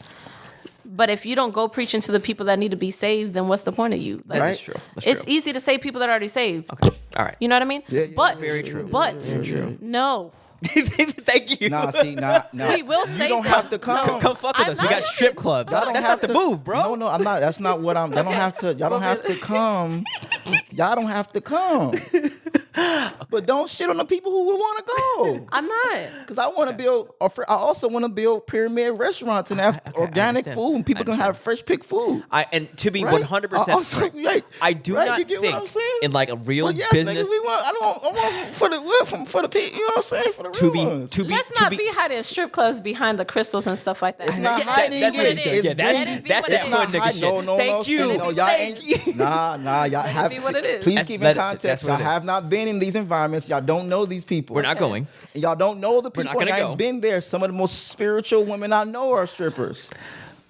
Look, Yes, that way we the can thing- go there. This goes back to the whole Some duality. of them who brought me onto the most spirituality Look, and tapping ancient So, Egypt and all look, that have dual- been women but who like to here's- dance. But you have to realize this. It Come goes on. back to what I told you. Yeah. Come on, Is man. that Stop playing with the people sometimes like you that. have to. Sometimes I'm not playing. You I'm have playing to, with you, bro. Sometimes you have to go through things to realize different stuff, right? And we are all going through our own experiences and developing through our own things. Yeah. That is their night job That way. or day job. okay. And then they go back and they become whoever Yeah, bro. else. Trust right? me. It's probably for real. The men and it'll the be women. some of the most The men and square. women. It'll be some of the most square women. Some of the most women you would never think, bro. Who really at night. I done met them. I done known them. Some of the real estate agents and just decent, good-hearted, good girls. But I will say And this. at night, I will say this. what? I will And some say of the this. dudes. Yeah. I will say this is that I personally do believe that the reason for that is because they're able to express in a way that they cannot out here. See, I think that's a judgment Because how many of them have you actually had conversations with? I've talked to strippers. I mean, I'm just saying. I'm not saying which all is of why them. I don't. That's not which all. is why. Which is why I don't. That's not all of them. I don't. What's not all of them? That they can't. That if they're square out here. No, that they have a negative relationship with doing this. No, I didn't a lot say, of them no. they enjoy going and just that's doing. That's not what I said. You said they can't outside. I can't speaking as a What is woman, outside? Okay, how about this? There we go. Maybe a job is out. They're outside. They got a job. Maybe they're in the public. Maybe I'm being too broad. Within myself as a woman, that I know that I love dancing. Exactly. I love moving my body. Yes. However, I freaking feel, but I do feel limited. And I would like to be able to express myself without having discomfort because I moved myself a certain way. Yeah. Right? Do you think there aren't environments for you to do that? There are environments for you to do that right now. Yeah, probably with all women. There's an environment. That's what I'm saying. You can do it. Yeah, and it's not, but Right? here's the thing. You can do that. So, Temu, right? I have been to strip classes. Okay. So, I don't have any issue with people moving their bodies. Facts. I think women's bodies are beautiful, all the shapes and Yeah. sizes. And then when people come out and being able to be comfortable with themselves at any size, I think it's amazing. It makes me feel more empowered because that takes a lot because that is very restricted to a lot of people, right? That way. And being a daughter of somebody that has been very restrictive and having a family that tells you certain things about how women are supposed to be and all this different type of stuff is very restricting. Like I told you before, that I couldn't be certain ways. And I felt if I did these things, I was wrong and God wouldn't love me and la, la, la, la, la. Yeah, right? Yeah. I feel you.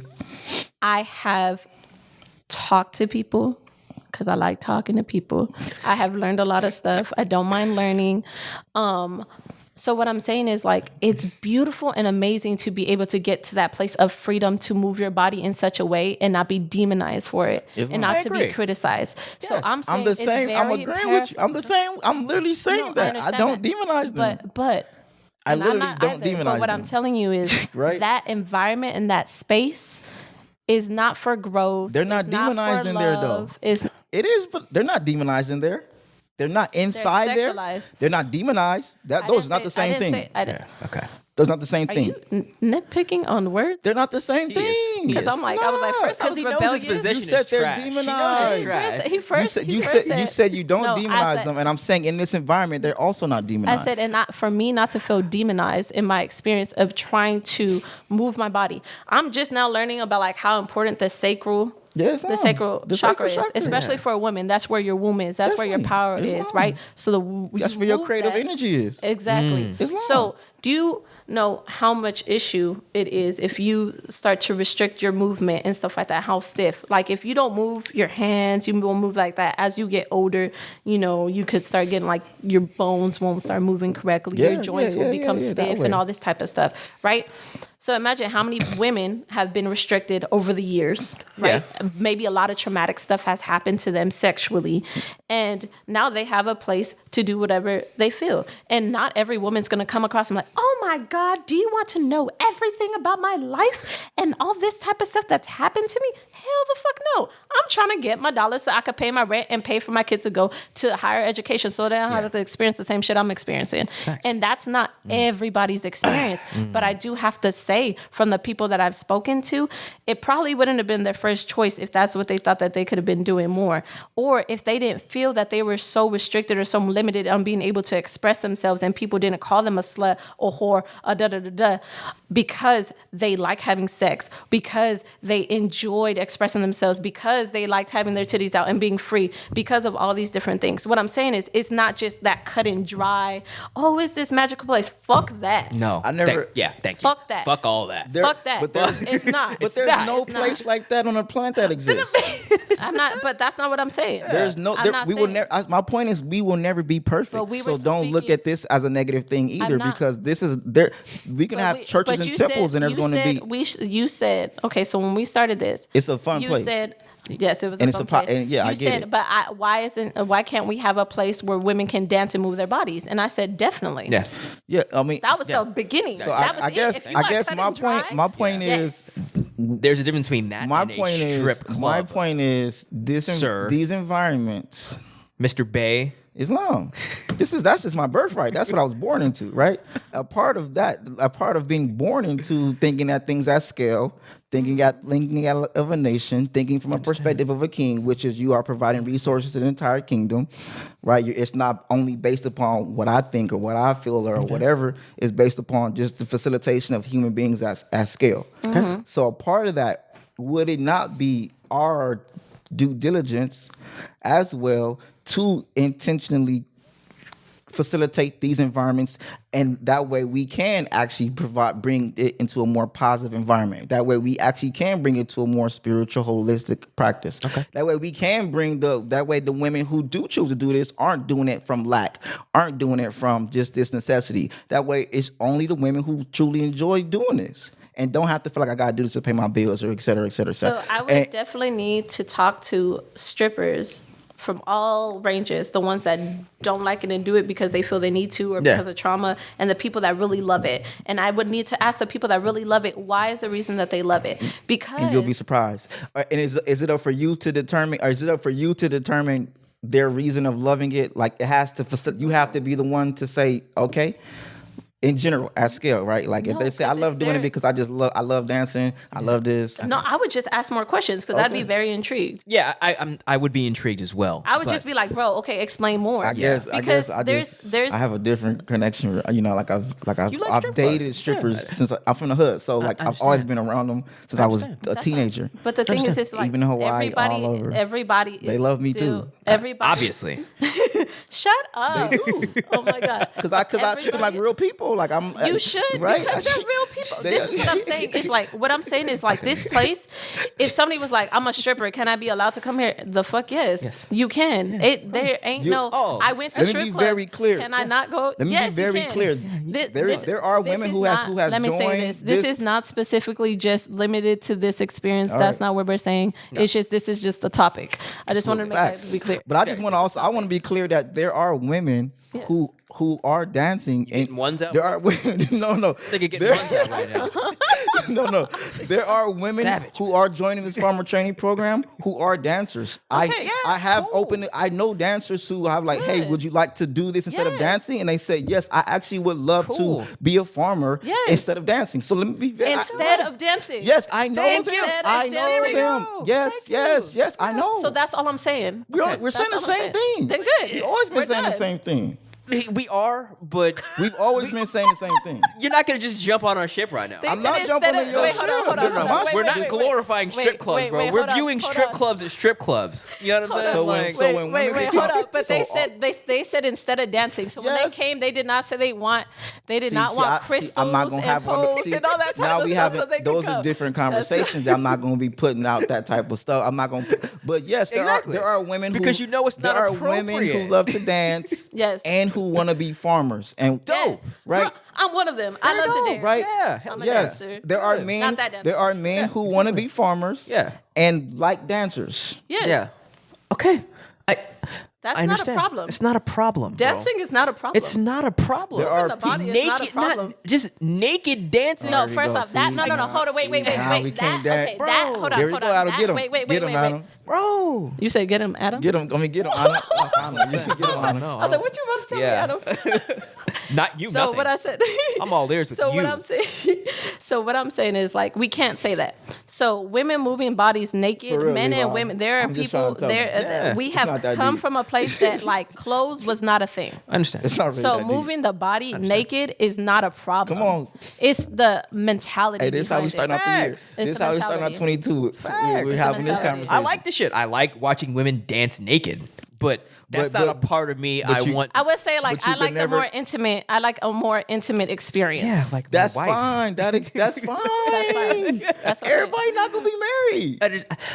We're not. I'm not coming at you in that way. I'm just saying. I understand. I'm just saying that there's not a problem. We got all of this for civilized and good, and we got all of this for everybody. They the most fucked up. Yeah. They just hide it behind closed doors. I'm just saying in general, in the concept of like scale where we're going, we're gonna facilitate all of these great, phenomenal, high vibrational, higher self, positive, healing modalities. Yes. Here's the thing. The doors are first and priority. First and foremost. Yes. True. So, I understand. And a part of it is going to be an expression for these type of things as well. I understand. That's all. We don't gotta have a bunch of them, but to say we can't have none of them is like, damn. So he what we doing? He provides an what we idea, really doing? and we built upon it. or We reconstruct. Destroy it. No, because to the core of it, what I'm understanding, well. what I'm understanding. Of course you mean well. What I'm understanding to the core of it is what I'm understanding is that we need a place for us to be able to move our bodies freely. Whether I it be agree. in that environment, I cannot agree to that. No. But Nor can I. I do agree that we do need to have a safe place for people to be able to, and it literally could be anywhere. Like if you feel passionate, you start hearing drums and you want to move, you should be allowed to move and all that type of stuff. Yeah. It's just, and I don't see a problem with the body. No. So we cover up, right, ourselves.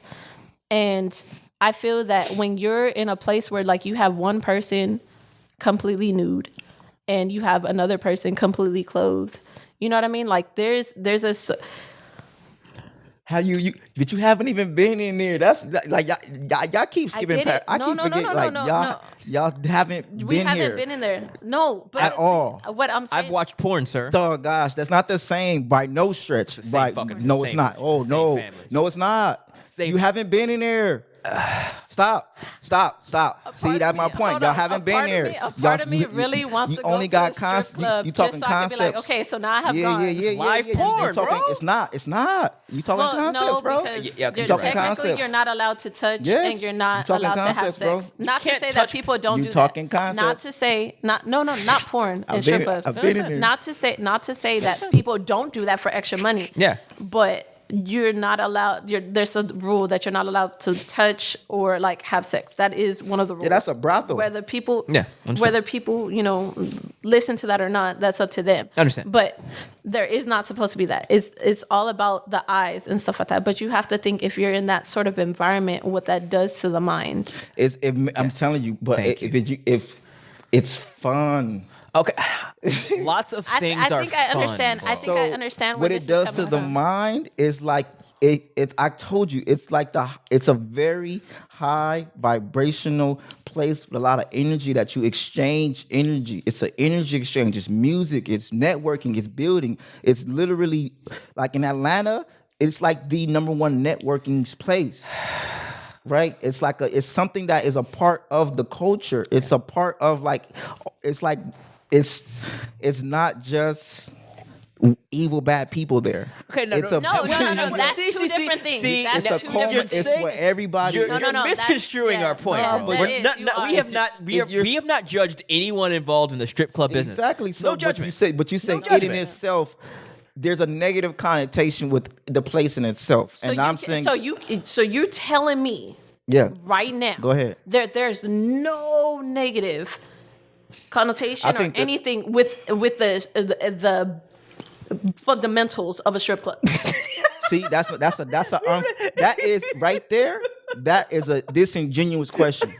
How? That's a disingenuous question. You know it's a disingenuous question because you already know the answer to the question that you asked. That's why you asked a disingenuous. It's a disingenuous question. There is no way to answer that question contrary to the question because the question itself is coming from an answer of the question. Of course, there is a part of it that is negative. There is a part of everything that happens in life that is negative. There's a negative part of this. We have to pay the light bills. What is it We built got to on? pay the Wi-Fi bill. Yes. Right? Yes. You got to pay, But right? those Right? things we're right? trying to deconstruct, right? right? Right? We're trying to deconstruct We're a those things? Right? There's a part of a give and exchange of anything and everything. You have to anything. Mm-hmm. There is a part of it that you don't like. In life, Yeah. that's a it's a disingenuous question. Yeah. That's not fair because at the most part, everybody there is there willingly, and it is a fun environment. Yes, there are a lot of society, all that. I get it, and that's why we want to be able to facilitate creating that in a more positive environment. environment. Okay. Okay. I don't know how, but the conversation is here. We here now. We here. I want to be 100% honest. I do not think, in all reality, that when we're actually building and out in the field and actually having real conversation about what we're going to do, that this is even going to be a thing. I want to be 100%. I'm 100% certain that we're not going to have a conversation of where's the strip club going to go. Because we're going to be too busy doing the real fucking work. Did you hear what I said? You know what I'm saying? No, I'm talking about. Speaking of concepts, we're speaking in absurdity, bro. It's not going to be a topic of conversation. I'm talking about at This has been scale. a fun conversation. I'm talking about at scale, and I'm talking about at scale. At scale. I'm talking about once we already did it, right? But there's never going to be a point. Okay. No, that's real. That's my point. There's never going to be a point where we'll be like, oh, we did it. No, but there will be a point. There will be a point where we have really, like, I mind you, in my mind, there will be a point where we have built cities and we have thousands of acres and we have millions and billions of dollars. I understand. Yeah. And we have built our own cities and we have created our own infrastructure. Okay. I understand. Yeah. So I understand. I'm talking about there. I'm not talking about like 1 year, 2 years. I'm talking about 10, 20 years from now. Which is my mindset. But I'm thinking, that's me. That's just how I think, right? I understand. 10, 20 years from now, but when we have facts. But can we build one? Okay, facts. Facts. But once we get to that point of that we are going to have problems that pale in comparison to the problems that we have right now. You know what I'm saying? It's not going to be like, oh, we're at a point where, oh, cool, let's have strip clubs. Nigga, no. You don't think? It's not going to happen. I don't see. It's not going to. No. We're going to be in the business of trying to grow food. Thank you. That's what's really going to be. That's what's going to be. Let's be real. We're not going to have the luxury of thinking of where the strip clubs go, bro. See, you got to understand. To me, they both exist. They can both exist. Okay, they can. You can grow food all day, and guess what? Occasionally, you can go to the club.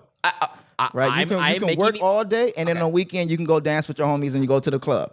I guarantee you that the energy that we generate in our kingdom is not going to be conducive to strip. It's not going to be. It's not going to allow. You're not going to. In the context of you have not been in this place. I understand. I know, but I understand. Right? I'm just I can still fucking speculate though, bro. I'm saying that's all it is. I already know just with the energy that we generate on this podcast and going up there, it's like the math doesn't make sense. How like, it doesn't? It doesn't, bro. It's not going to release. It's an exchange of energy in this world.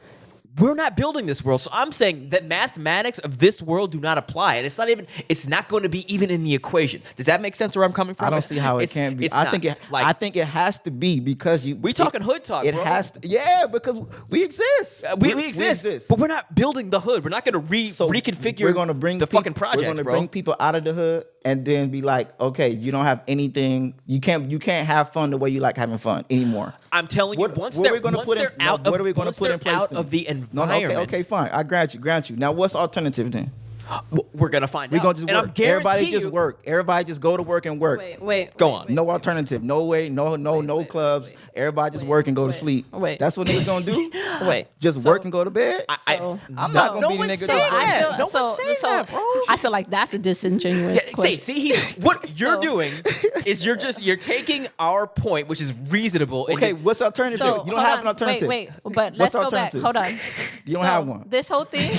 That's the point. It's not. So what I feel is that it might feel like it's going against you because it's something that you like to do and we disagree with it. It's like we're taking a part of you and we're giving it a hit, and that's not the case. Crucifying it. We're not doing. It's not just me. No, it's more so bear your cross, nigga. Understanding that this is a part of our fabric of our DNA that we have always enjoyed since Tom Mary. In Tom Mary, we have these. Yes, I can show you. Yes, in Tom Mary, we've been doing this. In Kemet, in every culture, every indigenous culture, this has been a part of the human experience. And if we think that we're going to be removing ourselves from the human experience and not putting things in place, we are having a human experience. So within the human experience, there's going to be.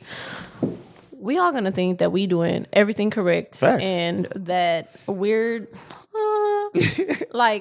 and that's not true. What I would want to say is like moving forward into this experience for us to realize that because we come from all these different places, that there is not going to be that sense of judgment. We're all working here to build, and everybody has their own person. Right? The goal is to have everybody treat each other with respect. The goal is to have everybody have love for one each other and want to work and build and not have animosity or type of stuff like that, to have that common same goal.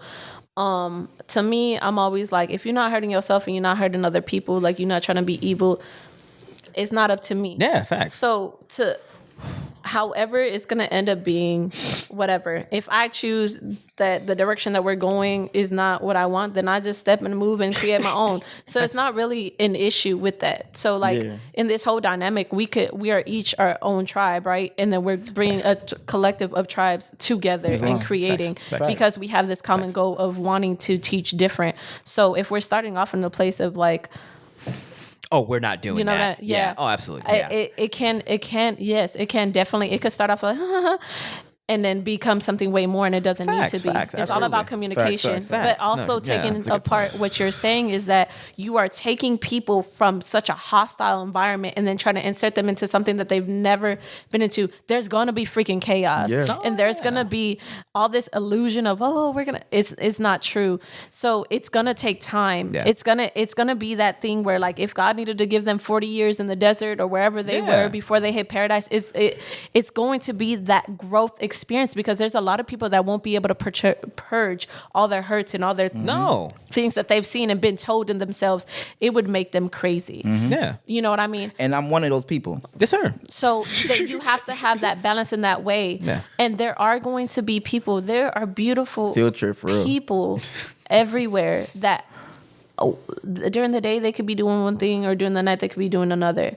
But we all have to also hold ourselves accountable with the type of people that we are and our type of actions that we're doing. So we have to be honest about what it is, about what everything is. Absolutely. You know what I mean? And that's just it. We can have a therapist there.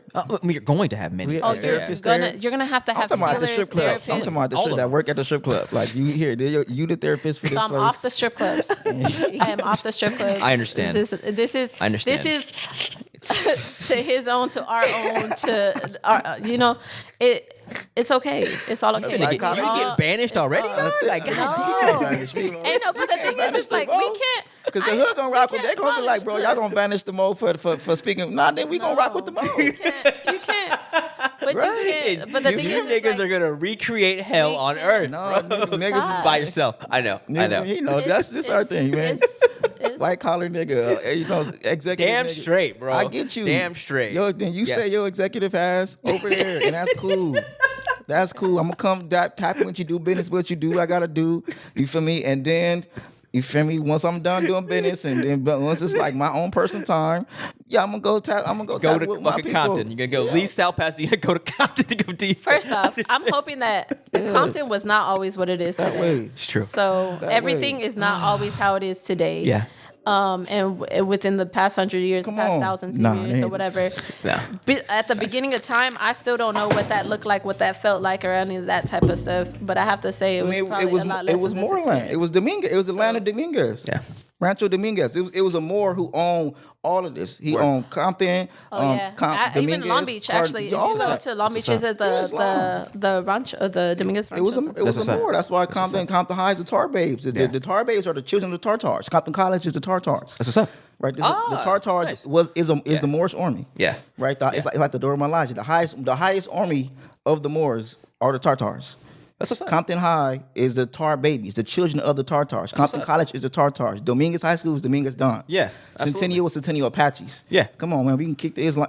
We've been here. This is who we is. Facts, man. No. Right? Come on now. And then it's part of our work too. Even Dorsey in LA is Dorsey Dons. No, and we're bringing Compton back to its roots with our work. Yeah, facts, super facts. Yeah, but I want to. Your point was really good. Essentially about how we're joking right now. Oh, very much joking, relatively. And it's we're joking. But I really agree with your sentiment about how we can't start off on this foot of like, I'm right and fuck you, nigga. Like, no, that's I 100% agree with you on that. But to my other point, is being nigga. We gonna be niggas. Which I'm doing that right now because I love doing that, niggas and I'm fucking good at it. Niggas gonna figure out. Mind you, we need you. We need you to be like, stop being nigga all the time. Yes, and I agree. Stop being nigga all the time. Tired, man. But what I'm saying is, you can't let it. We gotta be a nigga sometimes. It's a balance. Wait. Okay, you can't let us never be a nigga. Now we gonna blow up. Now we're not gonna get nothing done. To that effect, because niggas ain't been able to be a nigga for a day. I just had a conversation with somebody, and it was about there's a reason for every right? There's a reason for all different types of energies. Yeah. So they were telling me that they're from Florida, and Florida is really racist. I've only been there one time. Yeah.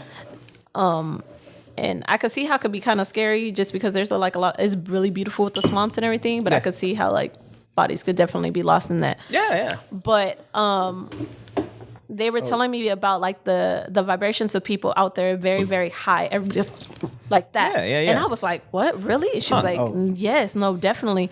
She's like, and but then she was also telling me about their experience is that it's very racist. You know, that's where Trump lives. So like there's a lot of people that think in his mindset. Yeah. So people are blatant over there. She's like, oh, you know, out here white people are passive aggressive. She's like, not out there. Yeah. They're very blatant. Yeah, they bang. And I Is was it good like, now? well, you would have to. They said that I can't hear. I'm listening. I just wanted to make sure they just said Oh that. snap! I didn't even know. Yeah. Y'all been on live this whole time. Yeah. Yeah. What are the Man. comments saying? I don't know what. You know what? I don't even. I don't want to know. They just I don't laughing know. and Okay. agreeing with me, honestly. Get the. Come on, man. Ugh. Have some shame, Of please. course. No, don't. Nah. It's fine. It's fine. What she was letting me know is that, you know, basically the hostile environments that they live with, and then, you know, you would have to think like every time that you're like faced with like death or like you can't even do stuff, like people are insulting you, treating you badly and all that type of stuff. Yeah. And you essentially can't really do too much about it, right? Yeah. I was like, that would make you crazy. That would make you like this all the time, like really pent up and have like really high vibrations. And she was like, even the way they dance and the way they move is very fast. And I was like, well, you would have to be. I was like, you guys are very high vibrational people and you have a lot of things coming in and pressing you in. You know, like how they talk about diamonds, like a lot of pressure and you became diamonds. Yeah. They have a lot and they have to be fighter spirits. They have to be like, you can't be soft. The hell? People chew you up and spit you back out. Facts. And they stomp all over you. Facts. You can't be soft. So, but there's a place for everybody. You need those fighters. You need those people that at the drop of the dime, let's go. Yeah. You know what I mean? Sometimes it's scary. Yeah. But at the same time, when it's needed, they're there. And then you need those people that are peacemakers. And then you need those people that, you know, kind of like, you know what? I'm cool. I'm gonna be settled down. I'm gonna be over here because you don't need everybody hyped. Yeah. But then you don't need everybody. You know what I mean? Like You need diplomats you like need me. you Yeah, need facts. a balance of everything, right? I Everything speak is for the just a people. balance of energy. Yeah. Everything's a balance of energy. Everybody needs to be spoken for, right? If you start coming to a place where people start to feel unheard, people start to feel uncared for, you go to the same thing of what I was talking about. You're in the womb. Yeah. You're already not loved. You're already uncared for. You're already getting mixed messages about yourself and your value. And then you come out and you keep getting those. That's basically what you would end up doing. You're birthing something new, right? We talked last time that it felt like we were birthing something. We were in the birthing process, right? So if we're in the birthing process, you have to, everybody has to be seen. Yeah. Right? We have to all have a conversation. If people start to be left out, you have the Mufasas. Right? Yeah, facts. That's the right name. I get what you're saying. Yeah. Wait, Mufasa? Yeah. Simple. So the scar. And Simba. Scar. Yeah, Scar. You have Exactly. scars. The scar. You have the scars. Yeah, Right? absolutely. You have the scars that try to be like vindictive or they try to do this stuff like that. Yeah, Versus sabotage. if they, like he was saying, I wanted to talk about that. So so Mufasa.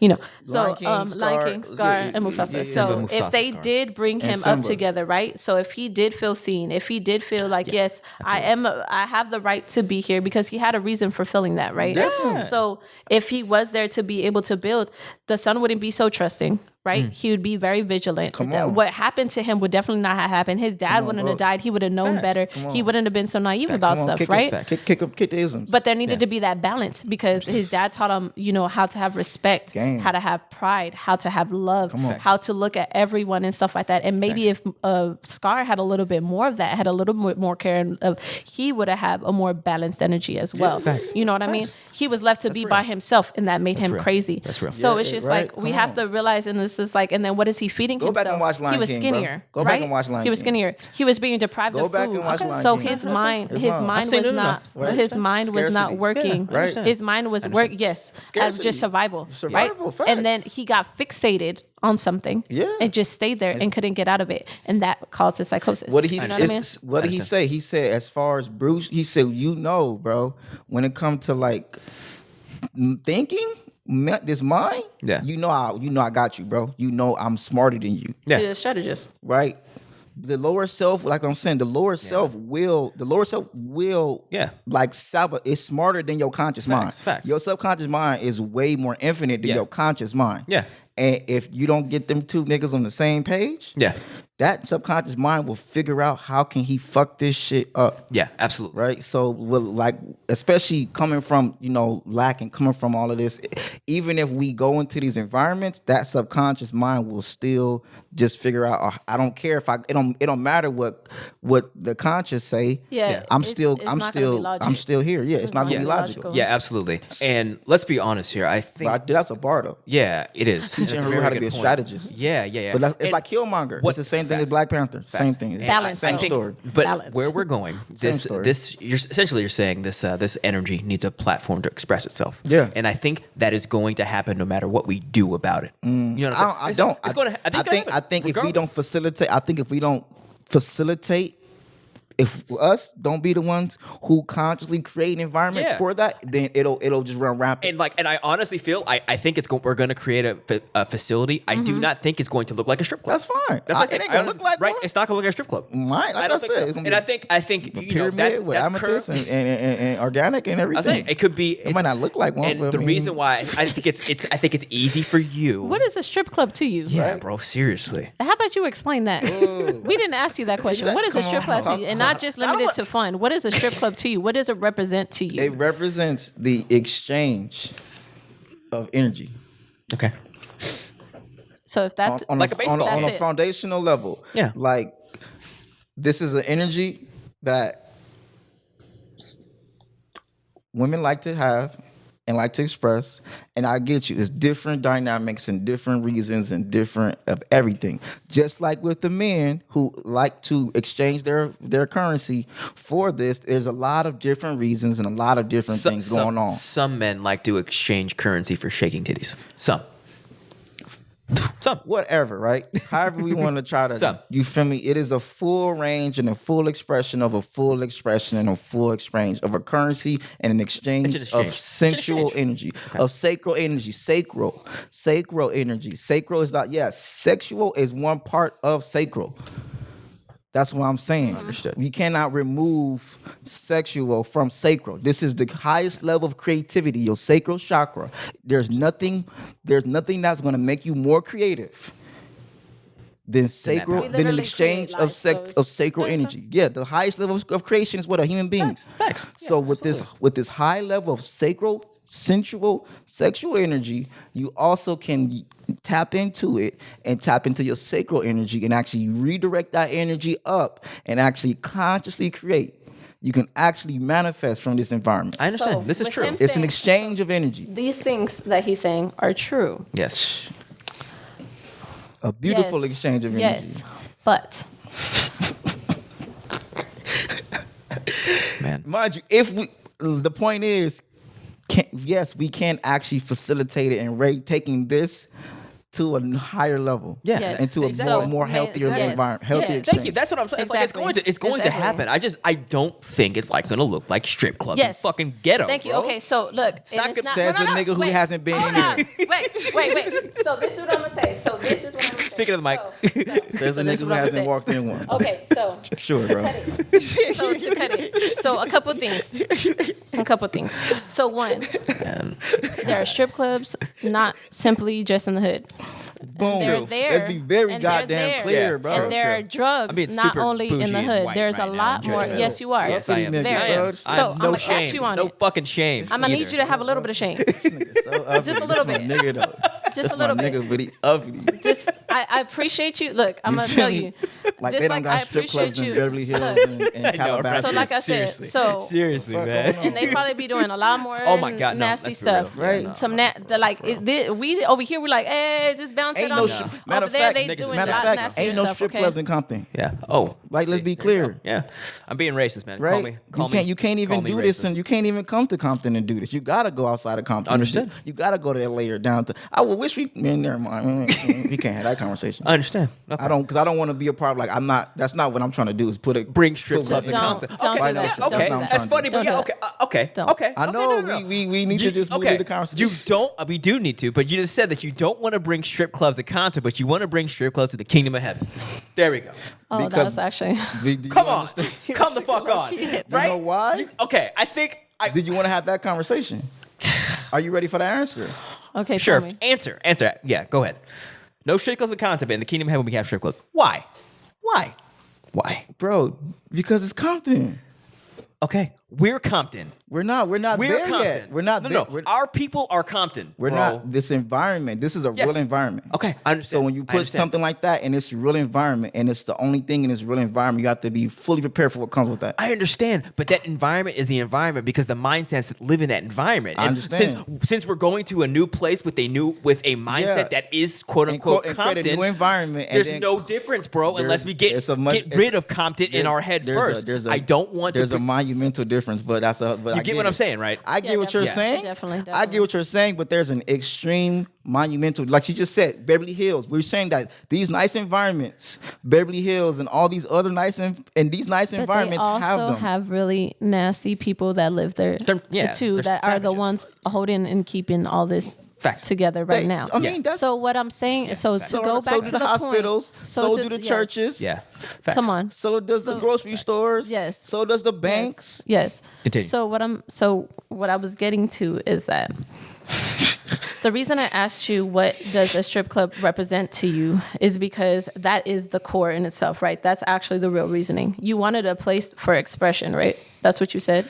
My point is, I think this is a micro of the macro of when we go to these hereafters and we do what we're trying to do and we accomplish what we're trying to accomplish, are we going to intentionally, consciously facilitate things that, whether we personally like it or not, exists overall? This was a concept of the bigger question, because I have to think about these type of things because I understand and understand who we're dealing with. No, it's not the same. It's extremely different. Like I said, these are environments that we can create and we can cultivate and we can put things in place and we can collectively, before we, like I said, I'm talking about 20, 40, 30 years from now. I'm not talking about next Wednesday.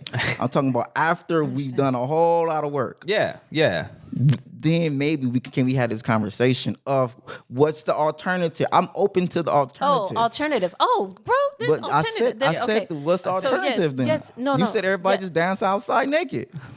Huh. No, yes, we could do that. If that's everybody. No, but if everybody's naked, to me, it's an energy. Like you said, it's definitely an energy exchange, and you have to respect that. You have to respect it. You have to respect it. Yeah, so if I'm exchanging energy with you, that sexual energy or that sensuality and stuff like that, and the receiving of it needs to be equally the same, and I don't feel like in that experience it's equally the same.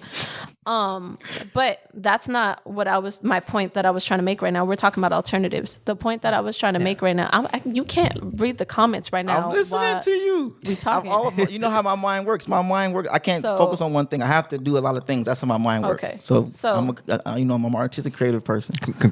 Cool. As I. Continue, okay. Yeah. So I'm listening to you. Okay. I'm listening to you. I'm not looking at the comments. I'm listening to you. I just realized that's how my mind works. My mind has to be doing a lot of multiple different things. He wants to comment. Some people learn differently. Some people learn he's on some bullshit, so he's looking for confirmation in the comments. Some people learn differently. I can listen to you. I can't. If I'm staring at you, you're gonna go in and out the other. If I'm looking at something else, I'll actually be able to hear you. That's how my mind works. That's how it's always worked. That's how I was valedictorian of elementary, even though I colored and drew all day. Okay, I understand. Okay. So I'm listening. I'm all ears. I got ADHD or whatever someone call ADHD. Go ahead. Okay. So yes, these places can be facilitated in alternative ways. One of the ways, like I said, is the availability for people to be in a community-based environment where they can freely move their bodies, or even having women not everybody would agree with this because this isn't something that we're necessarily used to. But in my experience, being able to be in a place where there was other women and we spoke about, it was a healing thing. Like you opened up, you spoke about different things, you sang, you chanted, you moved your body, and it was not regarded in any type of way. It's just a form of expression, and not being looked at in a sexual way. It was just simply you moving and experiencing that energy and sharing that energy. So I definitely think that there are places for that. And what I realized is through this whole experience, we were focused on the women and we were not speaking about the men in the whole experience. And even at the strip club, a lot of those men might wish that they were at home with their wives or their partners and be able to have these experiences where both of them could be open to each other and what some maybe could consider nasty, or you know what I mean, have their desires met with their partner and not have to go out to this stranger and pay somebody else.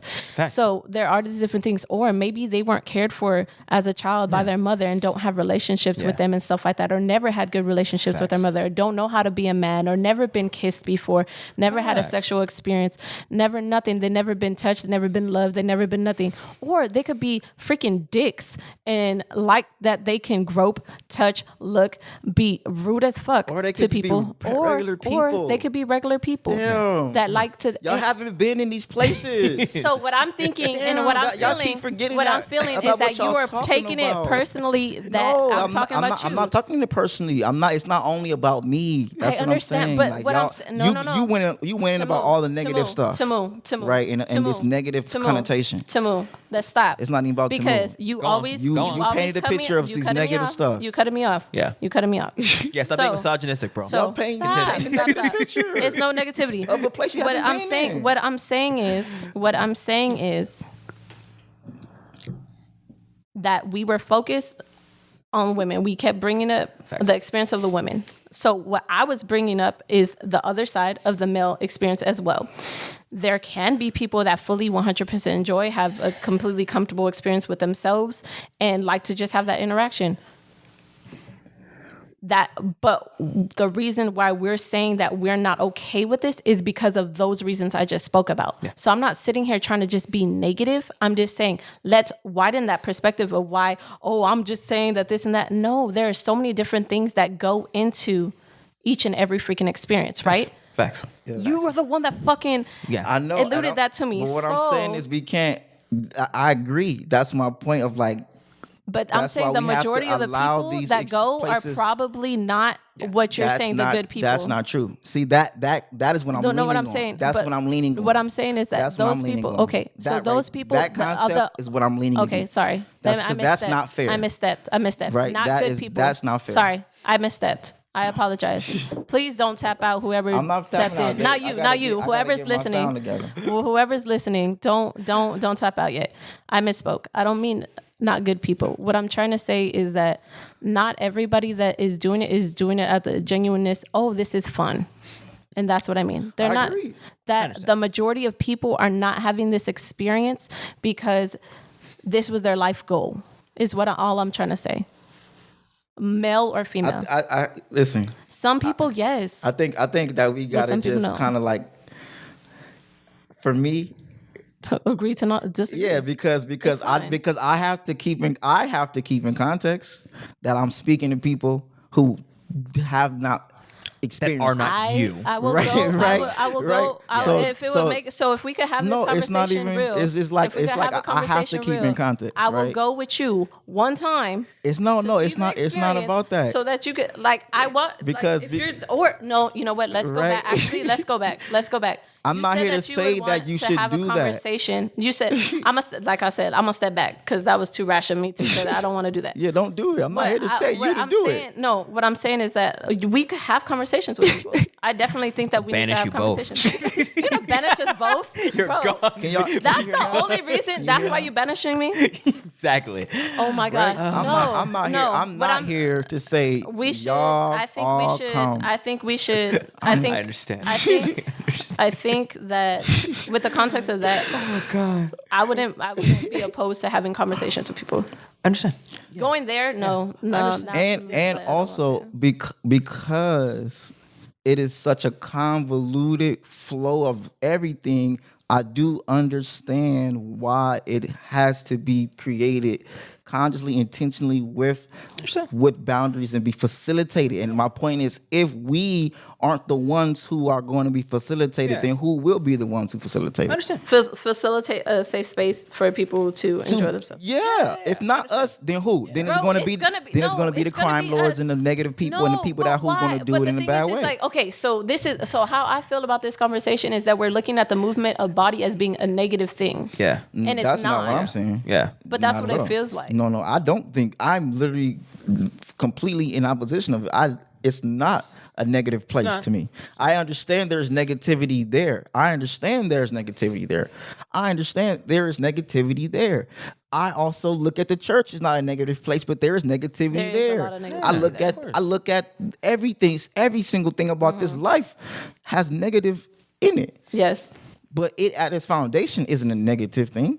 That's my point. I understand. Right? Agriculture has a lot of negativity in it. It at its place isn't negative. Yeah. No. Right? You know what I'm saying? Like I said, everything has some negative that comes with it. But who, if not us, then who? And also, what? I'm open to alternatives. You know I'm what? open to like, You know hey, what? let's do this instead. I know what we fucked up at. Then let's do it. I know where we messed up. If we want to By We inviting him tonight? No, shut up. No, don't say those things. No, I think It's the we ascension. got I'm ready to stuck. ascend to the next level. How we get there? I think we got stuck on that one particular conversation, and it wasn't what the focus or fundamental of what you were trying to essentially say. I think I was just so stuck. I was just like, what? Yeah. That it just like the whole thing of like you were stuck A on place like for ratchet people to do No, ratchet no. stuff. Just like the same thing that experience about, how we talking about reacted. women. Yes. About here they go being fucking rebellious again. Yeah. It's that same. It's had a- that same. So like it's you that said, same Anna, if you experience. know Exactly. me, Anna, Exactly. and you know that I think That's and I'm exactly. deep, then you should know that anything I'm doing is much bigger than the surface But I level. continued to have a conversation with you, and Facts. I asked you more Facts, probing facts. questions. You do, I didn't as you just should. stop at just, oh well, that's you. See, I they didn't go. just do stop that. either. I didn't just stop. We didn't just stop. I understand. I didn't just stop. I said, you said, you went in and explained yourself, and I said, I understand what you're saying, and then I apologize. Okay. Yes. Here we go. Right. I'm gonna kind of Be bring very us to a clear. conclusion. I think when we're doing the work right now, I Yeah, think this is a part of work. the healing, the work will take priority, Yes. and the healing will take priority. I Facts. honestly do not think we're going to have a serious conversation about where the strip club is going to go.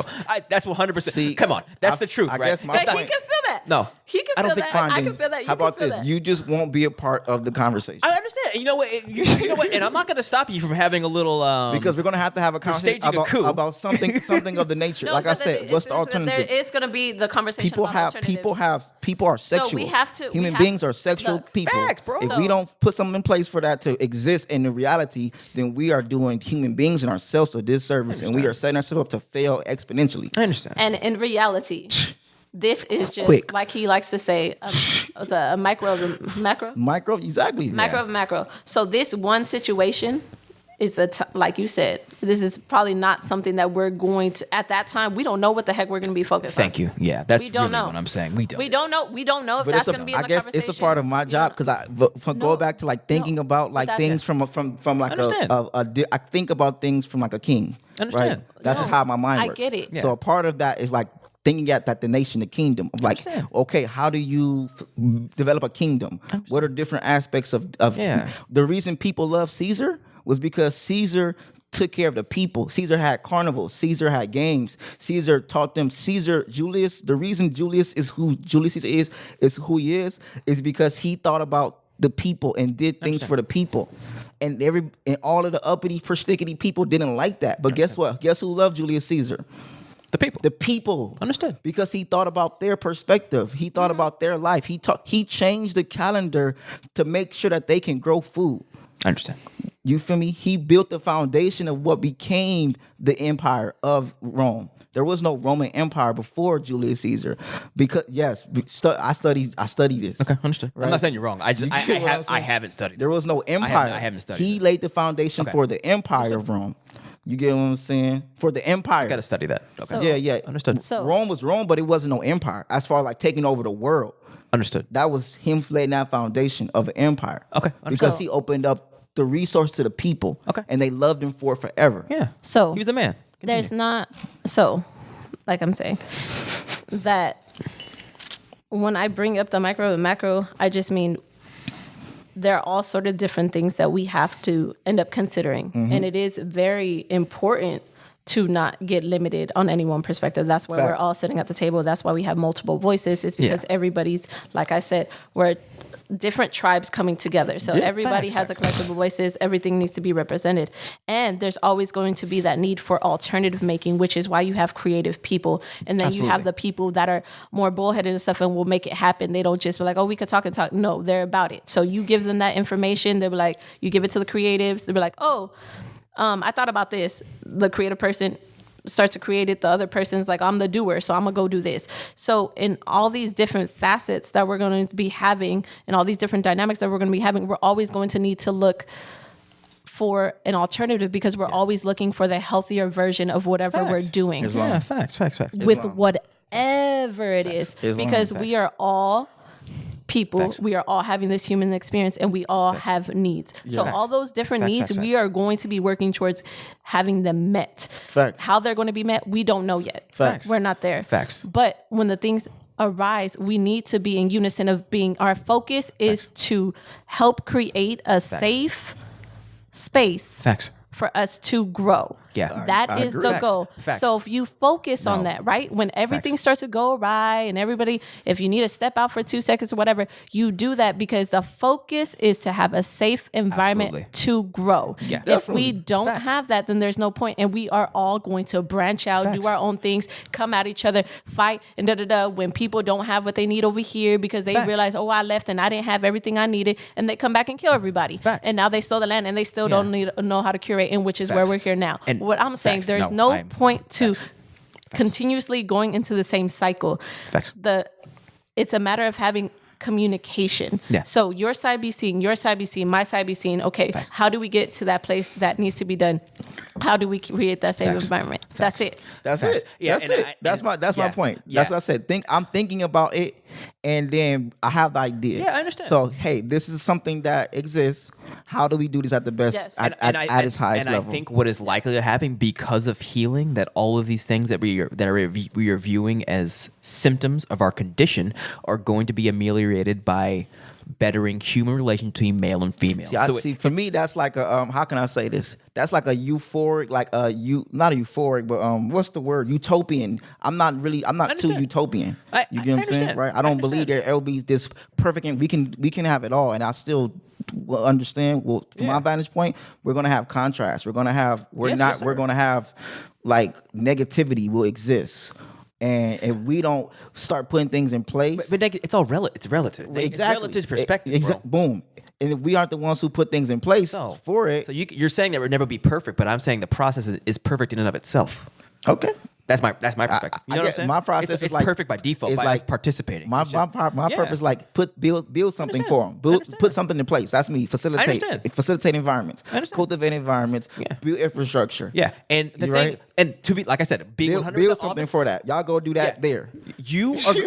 Let's be honest. You are going to do this regardless of how I feel about it, because we've had this conversation. If we don't do it, it'll get done. Exactly. It'll get done. Exactly. Or you'll do it, and that's fine, because what we have both. The reason why we can talk shit at this level with each other, because we have the God experience going. We can do whatever the fuck we want, and you're not going to stop me, dude. And that's why we get along. I'm not going to operate like that. I'm not going to operate like that. Yeah, I understand. Right? I don't want to operate that. I want to operate from a point of like, hey, these are things that exist. What are we going to do about it? I understand. And if we don't do nothing about it, then we have to be prepared for what comes with that. I understand. But what I'm saying, when it comes to somebody else doing it, or just being chaotic and have no structure. But what we both have in common with things that we have known as true, and we are going to act on it regardless of how other niggas feel about it. You know what I'm saying? But we are going to do that. You and I both. So I understand. If this thing that you are saying is, if you feel it's going to happen, you are going to make it happen, and that is okay. And mind you, and I'm not going to stop it. And mind you, right? It's the micro of the macro. And mind you, as he said, let me be very clear. It's not by any way stretch my focus. I understand. Or what I put my intent. Like my life shows what my focus is. Right? Let me be very clear. This is this was a casual conversation. It's a that turned into a concept. It's a cute conversation. It's a concept cute. of like what are we going to do about this other stuff that we might not like talking about? Yes. I understand. Yes. Yeah, that's really what it. That's what it. We It's a got metaphor. we got to start thinking about that type of stuff too. There we go. That's what it comes down to. And that's my job to be like, hey, I understand. represent these people that we might not like. I understand. But hey, if we don't put something in place for that, understand. then shit, who gonna do it? It's not that not like though. Yeah. I don't. We all people. Exactly, We man. just- And it's like, I'm talking about these parts of the human experience. yeah, exactly. Of course, man. Right, like I bring duality. Facts, these bro. parts of like you said, the niggerness or whatever Facts, the case, bro. right? Like, it sounds like that's your job. Cool. It is. No, it is. But It's what's your the job. what It's your the job. what's step one of the job? Right? Talking about it. No. Step one of the job is getting land, getting some organic food, getting some jobs, getting production, bro, getting yeah, people and out of these environments, yeah, exactly. putting them in here. And then I know there are going to be women who are going to be farmers, and some of them gonna want to strip. Sure. Okay. I understand. I know there are going to be men who farmers, and some of them want to, you know what I'm saying, see what's up. I understand. Is that, you feel me? We're going to be like, oh no, like, you feel me? We're going to walk around like this all day, or we going to be like, this exists? You know what I'm saying? I mean, yeah, it's regardless. I'm it's not everybody's mama. Yeah, exactly. It's something, things like that are going to And that's pop not your up. job. My job is to think about these type of things. I understand. That's how I got here. I Because that's understand. my job is to think about like the full expression. And the thing about I'm not a stopping society, nothing. I understand, but either society is going to reject it or it's going to support it. Period. Facts. And if it has more support than rejection, it's going to stand. It's and a if not, concept. it's going to get kicked out. Like I said, it's a concept that we You lean in don't with. It's a concept operate in a vacuum, of a big. bro. Like, I yeah. don't. I If get. your, One if thing your about me. ideas are trash, they're not going to manifest and work in society. yeah, That's the fact. beautiful thing about like even just since we're talking about I don't live in a vacuum, monetizing right. our shit. Yeah. Like the thing about the market when you're bringing products to market, it's like. Niggas are gonna buy it or they're not. There's That's no it. cap. That's it. There's no cap. It's going to work or it is going to not. So you can't lie. You could talk theoretically, which we're having a fun bullshit conversation, right? Not really bullshit actually. Yeah, yeah. It has a deeper meaning. It's a deeper meaning. It's real. It's real. But it's regardless of like these ideas, if they're real, then it's going to happen and it's going to work. You know what I'm saying? If not, it ain't. No one's gonna buy the shit. Facts. Right. Like I Period. said, and let me like I said, that's not going to be. It'll take care of That's itself. not what we're leading with. Exactly, It and was that's it was a conversation that now it's just a conversation. Yeah. But like I said, 20. I'm saying literally 20. I understand. 20, 30 years from now. I feel like right. it was a conversation that how do I explain this?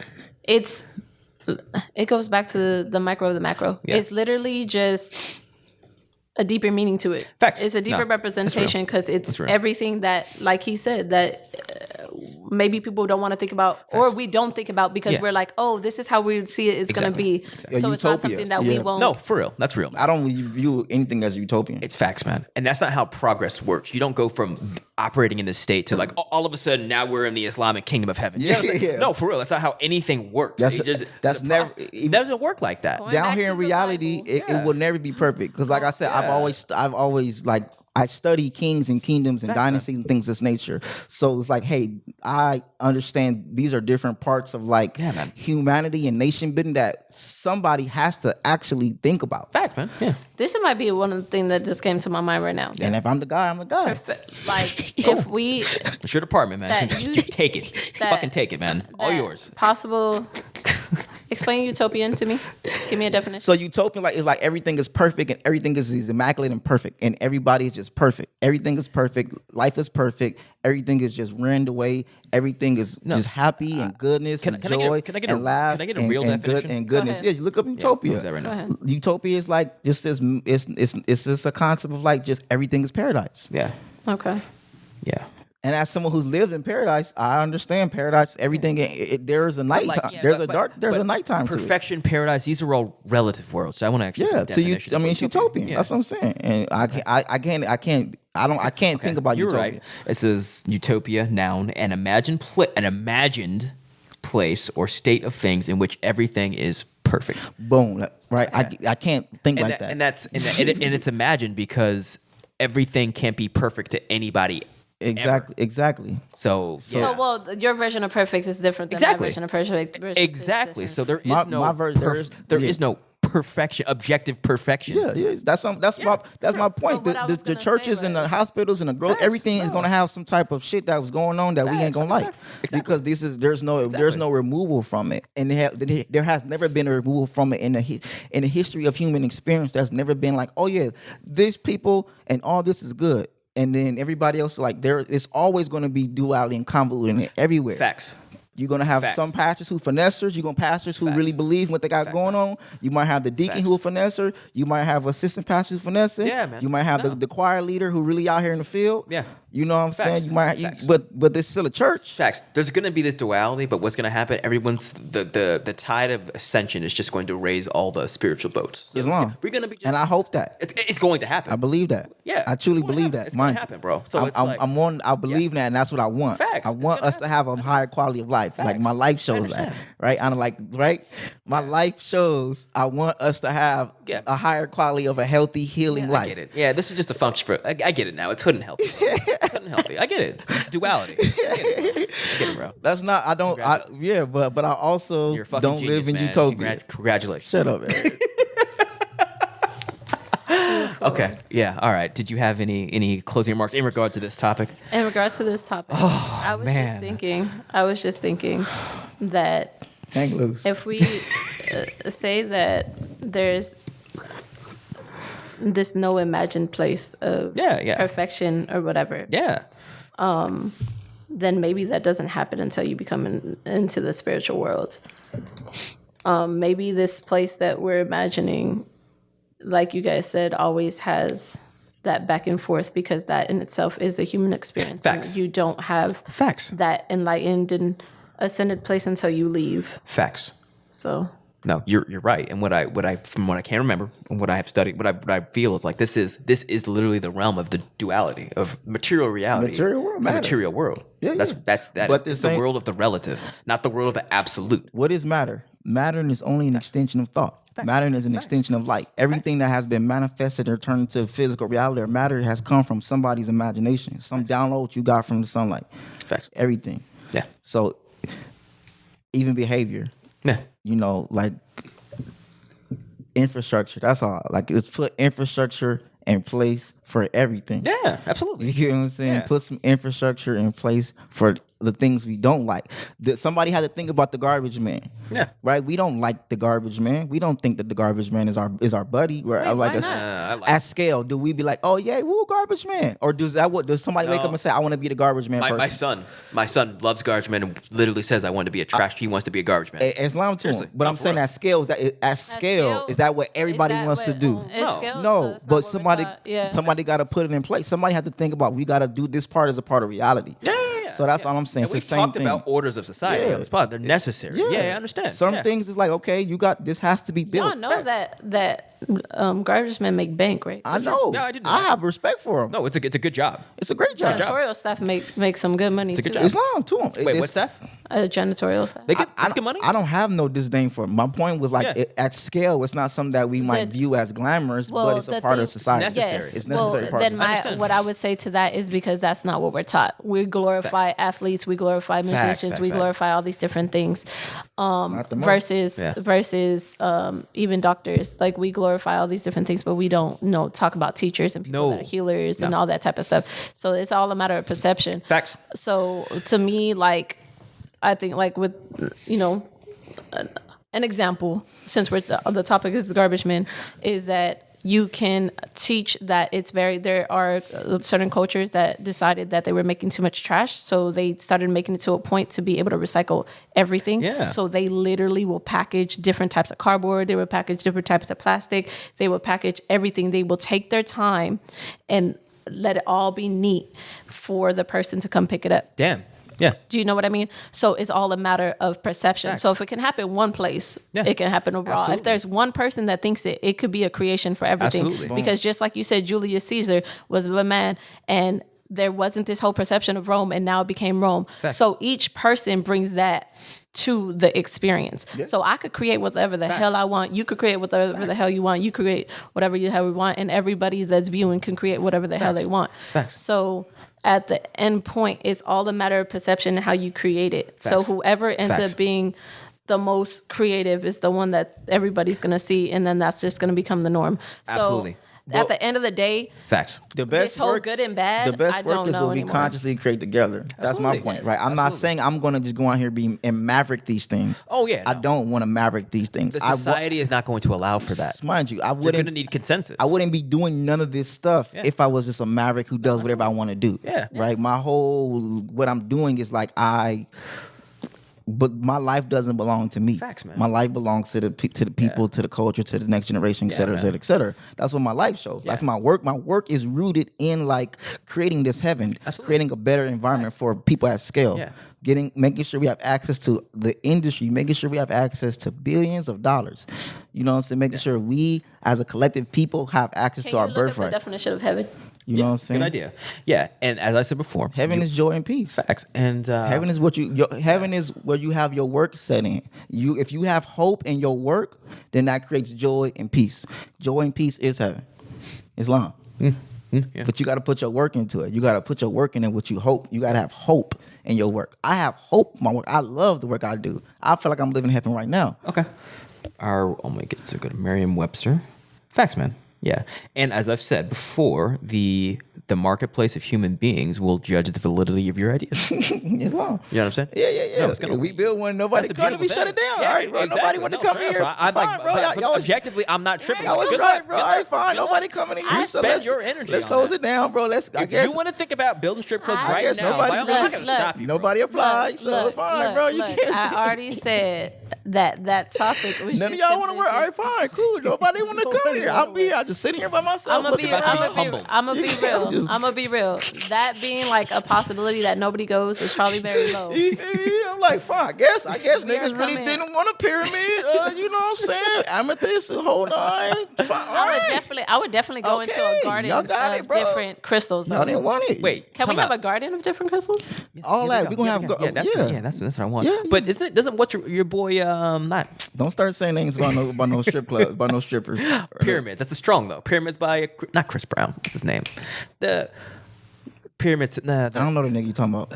What's the song? This nigga said Chris Brown. Blonde. Yes, I know what you're talking about. Dude, what is his name? Oh, you talking about Frank Ocean? Frank Ocean, yeah, that's a song. So Pyramids is a strip club, I don't know. Okay. I have no idea. No, I'm pretty sure it's a strip club. I think it is. It's actually a good song. That song. Yeah, it's a good song. I like that song. I don't know. I don't listen to my nigga like that. I listen to Blonde. That was it. Blonde was fire. Blonde was fire. Super fire. Blonde was fire. I ain't gonna cap. I can't cap. Can't nobody cap on Blonde. Yeah, no, I will. I know the whole album start to finish. I could play that shit. Matter of fact, I'm playing it tonight. Yeah, I might. I mean, we playing on the way home. We playing Blonde on the way home. I'm playing.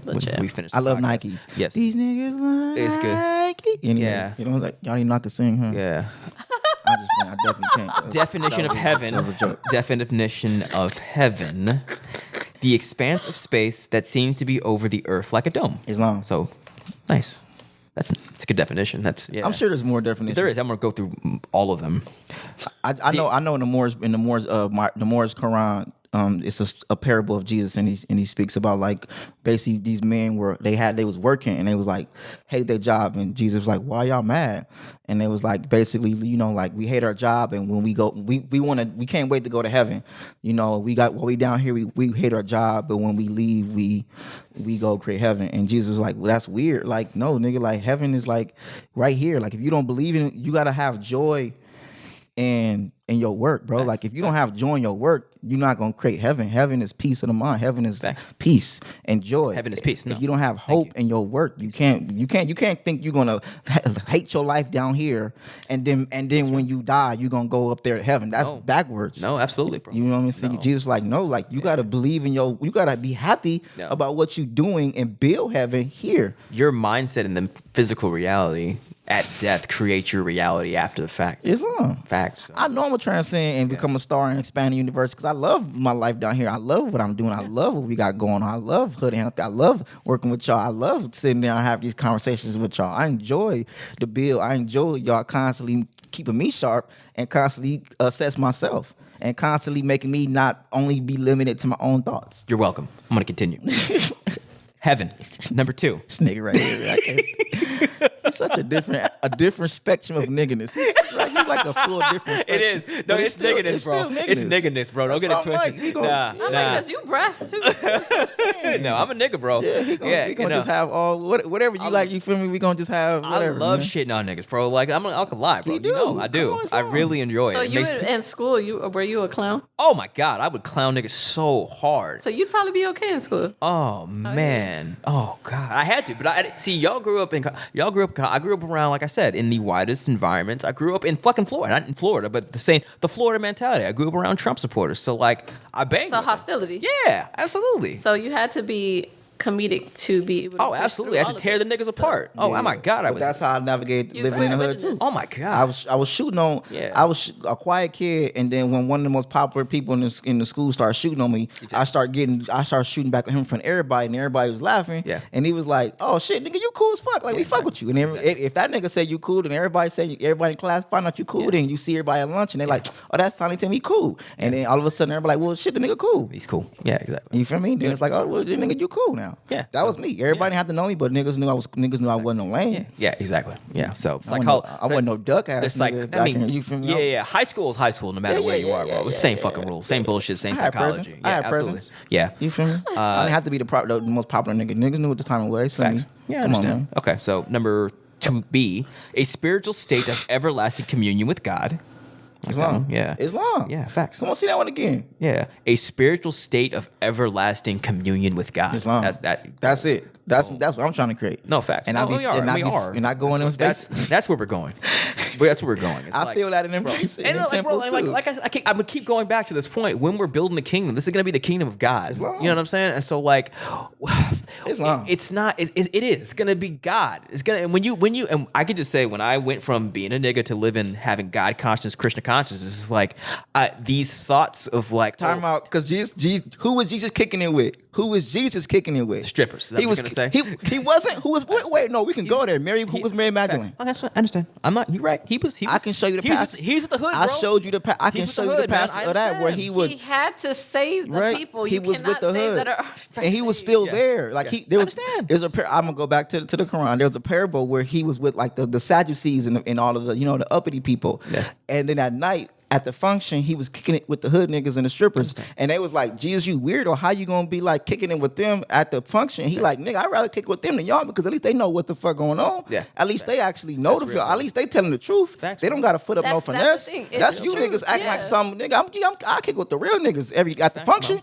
Not I see you niggas at work and in the daytime, but at the function, I'm over here with these niggas. And that's in the scriptures. Facts, man. You know what I'm saying? And I was at the swap. That's in the scriptures. You can read that passage yourself. That's in the scriptures. Yes, sir. I said it from my own vernacular, but that's the concept of like, I'm not about to be at the function kicking it with you, Jesus weirdo niggas. These niggas is lame, bro. He's in the hood. I'm on here in the cut with the real niggas. Facts, bro. You have to be with the people that speak the truth and they're their most authentic self. Absolutely. That's the story. Don't laugh from that's the real story. But the thing is, it's like you have to. But where's the Bible verse? That's that humbleness, right? I was gonna go in on you. We can pull up. We can pull up that. Mind you, no, we can pull that passage up, bro. I understand. We can do that. Jesus with. We can do that. He was with the hood. We can pull that passage up. Let's be very clear. Yeah, I'm not gonna. I went in on it, man, bro. I'm gonna destroy you in this podcast. Like when I write my description, it's over for you, bro. It's gone. This nigga talking about strip clubs. This nigga really talking about strip clubs. It's talking about, like I said, we can go to the passage, bro, where Jesus was saying, like, we're not better than these people. Facts. Nigga, these are us. I'm with them. They with me. I'm not just because I see you niggas in the morning don't mean I'm better than you. I'm not gonna see these niggas at the function and be like, oh no, these my people. But the thing is, and they keep it real. They know that they know themselves more than you know yourself. Facts. No, you're real. No, you're real, bro. Not you, but that's the story. That was the story. To be honest, objectively, this is why I love going to the hood. It's why I love going to the swap meet and pushing. You know what I'm saying? I love it. Yeah. I love my people. Yeah, I love my people. I love the authenticity. We love you. I love the ladies in the streets. I love the strippers. I love the hood ass niggas. I love the people who bang on me. They're authentic, bro. Yeah. Correct. We're right here. Okay. Go ahead, Anna. Go ahead. Because you know. Yeah, I love our people. I love the people too. I love our people, bro. Love our people. We going strong tonight. Yes, we are. 12:30. Yeah. Oh, snap. I'm actually really surprised I'm awake. The vibe is high. It is. It's been a really cool conversation, honestly. Yeah. I don't know. I have more definitions. Go ahead. Yeah, let me go. Okay, Do yeah, the cool. definitions A place or condition of utmost happiness. Something that is very pleasant or enjoyable. Boom. Yeah. Boom. And then the last one, specialized one. Interesting. Christian Science definition. A state of thought in which sin is absent and the harmony of divine mind. Islam. Damn. Yeah. I'm gonna read that again. I like that. Me too. I get it. That's what we're always trying to what's the word? Manifest. Yeah, that's we're trying to get there. A state of thought in which sin is absent and the harmony of divine mind. Damn. And the harmony of divine mind is manifest. Islam. Damn. So, I've never studied what Christian. is I have sin? no idea what Christian science. So definition of sin. Christian science. I never studied Yeah, Christian man. science. I grew up in the church. Like I grew up really like anybody know me know like I know the Bible. You know what I'm saying? Absolutely. Like people, there are people who be like, I don't like how Temu be moving, and I don't. But if you sit down and go over the word with the nigga know the word. Fact, the man. word is in me. Oh, absolutely. Let's be very Yeah. clear. No, the word is in me. Yeah, and So- it's very powerful to have that because knowing the Bible will shut niggas up. Yeah, I know the word, Mo. Like I know shut the word straight up. I read the Bible. Because when people I try to does bang that. on you, talk about how because we always come at each other. I'm better than you because I belong to this religious sect. Then you shut them down with their own text. Yeah. To gain That stop. wasn't Jesus. Jesus wasn't. Yeah, A lot of what we no. doing is not Jesus. Jesus was not kicking none of this. Yeah, facts. We doing what Paul told us to do. Facts, man. You get what I'm saying? Yeah. Paul was out here saying, do this, nigga. Jesus wasn't talking about none of this. That's real, bro. Jesus was outside in the field, Man. studying the marionette church, studying the Holy Spirit, And talking here's to the thing. people, So, et cetera, et from cetera. my understanding, Jesus was just being Jesus. He Islam. wasn't trying to be anything else but be a good person and be humble Yeah. and being with everybody. He communed with everyone, Facts. and there's no judgments on that. So he was just being a good person Facts. with the messages from but God. he also spent a lot of time. He In the murder he was nurture. very he Yeah. was very self-aware. Self-aware, He yeah. understood what he was here to do, Yeah. and he was focused on that. He's Facts. here He knew to his be the purpose. embodiment of the Facts. God. Yes, He's which here is to be all why serious. he He's was a God. able to Yeah. be He's here to be all humble serious. Yeah, and facts, be facts. able to appreciate and love everybody. He's here to be the physical manifestation of the Creator itself. So basically, Facts. he And operate was as a able, king. Yes, sir. his light was sir. able to help other people's light shine. And operate in and my not eye. just be Yeah. limited into that perception of whatever everybody else told that person that they were or had to be. Islam. He was here to say, what is the golden rule? Keep your heart light. Treat people the way you want to be treated. Facts. The ma'at. He was here to say, be in ma'at. That's life. Be in ma'at. Love your neighbor like you love yourself. Facts. Have a light heart. Facts. And bear fruits of the Spirit. Facts. You know what I'm saying? And tap in with the Holy Spirit. Tap in with the middle nature. Tap in with the divine essence. Tap Yes, in sir. with the Spirit. Yes, sir. And the way you live as you are a child of God. You live as you are an embodiment of the Creator itself, and you do that by tapping in with the Holy Spirit and understanding the way the Holy Spirit communicate and understanding the different downloads of like how the Holy Spirit talk, understanding how to talk, and being able to move and then being able to accept the responsibility of knowing that you are here for people who are still in this condition. Yes, sir. And you got to be prepared at any moment to be able to lay this shit all the way down because you know you're going to resurrect in the first place. And the way you resurrect is by transcending and going to the heavens and letting niggas know what's going on. Facts. And then move forward. When it's your time to go up, it's your time. And when you go up, you're ready to go up because you already know you didn't live your life the best as a real nigga. Yes, sir. Absolutely. And you died as a real nigga, and That's it is right. what it is. That's right. That's the story of Jesus. Bro. That's the story of Jesus. Absolutely. You live as a real nigga when you die as a real nigga. Facts. Facts. And when you resurrect, don't be surprised. Come back, let them know I told you, nigga. Told you what the fight was. Now I'm trying to go up there. Yeah. Facts. Islam. Yes, sir. Sin. You want me to read sin? Okay. Sin. An offense against religious or moral law. An action that is or is felt to be highly reprehensible. An often serious shortcoming. Transgression of the law of God. A vitiated state of human nature in which the self is estranged from God. Why sin? Islam. Yeah, those are good definitions. Why sin? Yeah, because what it made was you a think? part of that definition. So Of the first one which you each read? thing Of heaven. heaven. Understood. So I'm gonna display. So like words have meaning, right? And they say that it's a spell and things like that. So I think we go every day with saying words, using words that we don't truly know the real meaning of them. Absolutely. And we think we do because we take it in context, right? That's how you learn how to read. You take a lot of things through context because sometimes you're not actually there and you have to just perceive what it is. So I just wanted to fully interpret and not just misconstrue with the information that was being told to me. Absolutely. Yeah. It's understanding dissolves confusion, and then operating with words you don't understand is the basis of confusion. So you got to clear your words. That's what I love about Moors. Y'all love definitions. Yeah. Yeah. And we're a whole universe. Absolutely. So it's like we don't all agree or all see eye to eye on everything. No, nor should we. You know? Yeah. Even with Moors, that'd be my problem with a lot of because it's like there is no uniform. It's supposed to be like, no, there is no this and that. Wow. This is a worldwide religion. Yeah. Exactly. You know? Facts. A worldwide concepts of beliefs. It's universal. You know, yeah.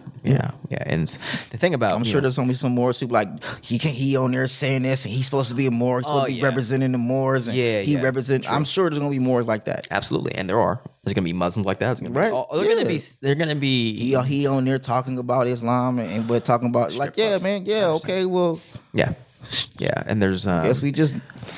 It's very easy. It's easy for our people to judge each other, bro. Easy, very easy, and we enjoy that, you know. And I do that jokingly, but at no point am I really actually thinking that I'm better than you. No, I don't play that out front like we work together very well. Absolutely, definitely, absolutely. We work together very well. Yeah, but this is the point. It's like because we build and sharpen. I mean, we've had quote unquote fake arguments in this 2.5 hours here tonight, starting with us getting pissed at you for demonstrating rebelliousness, and we're like, was I demonstrating rebelliousness? No, not at all. We are to be very clear. Well, we got salty and butthurt. That's what it was. No, I didn't. We got super butthurt. I was butthurt, and I was like, it was a concept that I wanted to explore. Very, very touchy concept. I lean it, but that's a part of growth and development and sharpening. Is to lean. It's some things you just lean in a little bit. Facts. Yeah, and it don't mean I'm. But we needed you to stay on your square though. We needed it. No, she did. She did because I was like, for this the only time tonight I was fucking with you was when he was like, oh, there she go again. I was like, yeah, nigga, for real. No, bro. Let's be clear. Let's banish her. Anna's a fool. Let's banish her from the podcast. No, she needed. Anna's very needed, bro. I understand. I have the utmost respect for Anna. I understand. Me too. To the highest. But yeah, you gotta get Anna. There is probably no other person on this planet who can check me like Anna. Yeah. You know what I'm saying? And we need to be because even though I might not like it all the time. No. It is needed, and I'm sure there's nobody on the planet who can make Anna look at things differently. Facts. Like I definitely I'll be like, okay, what about this? Facts. What about that? Anna be like. Yeah, all right, Temu. And that's why I enjoy having you on the podcast because, like, you know, family. when we get on one, and there's we're boundless God energy, and so we don't have any feminine energy to be like, hey, man, y'all niggas tripping right now. I'm a part. That's literally your job. So it's nice to have. It's the backstop. It's like actually really niggas. It's a part of developing a tribe. It's based balance. No, for real. And accountability. For real. It's imperative. Because it doesn't just take any one.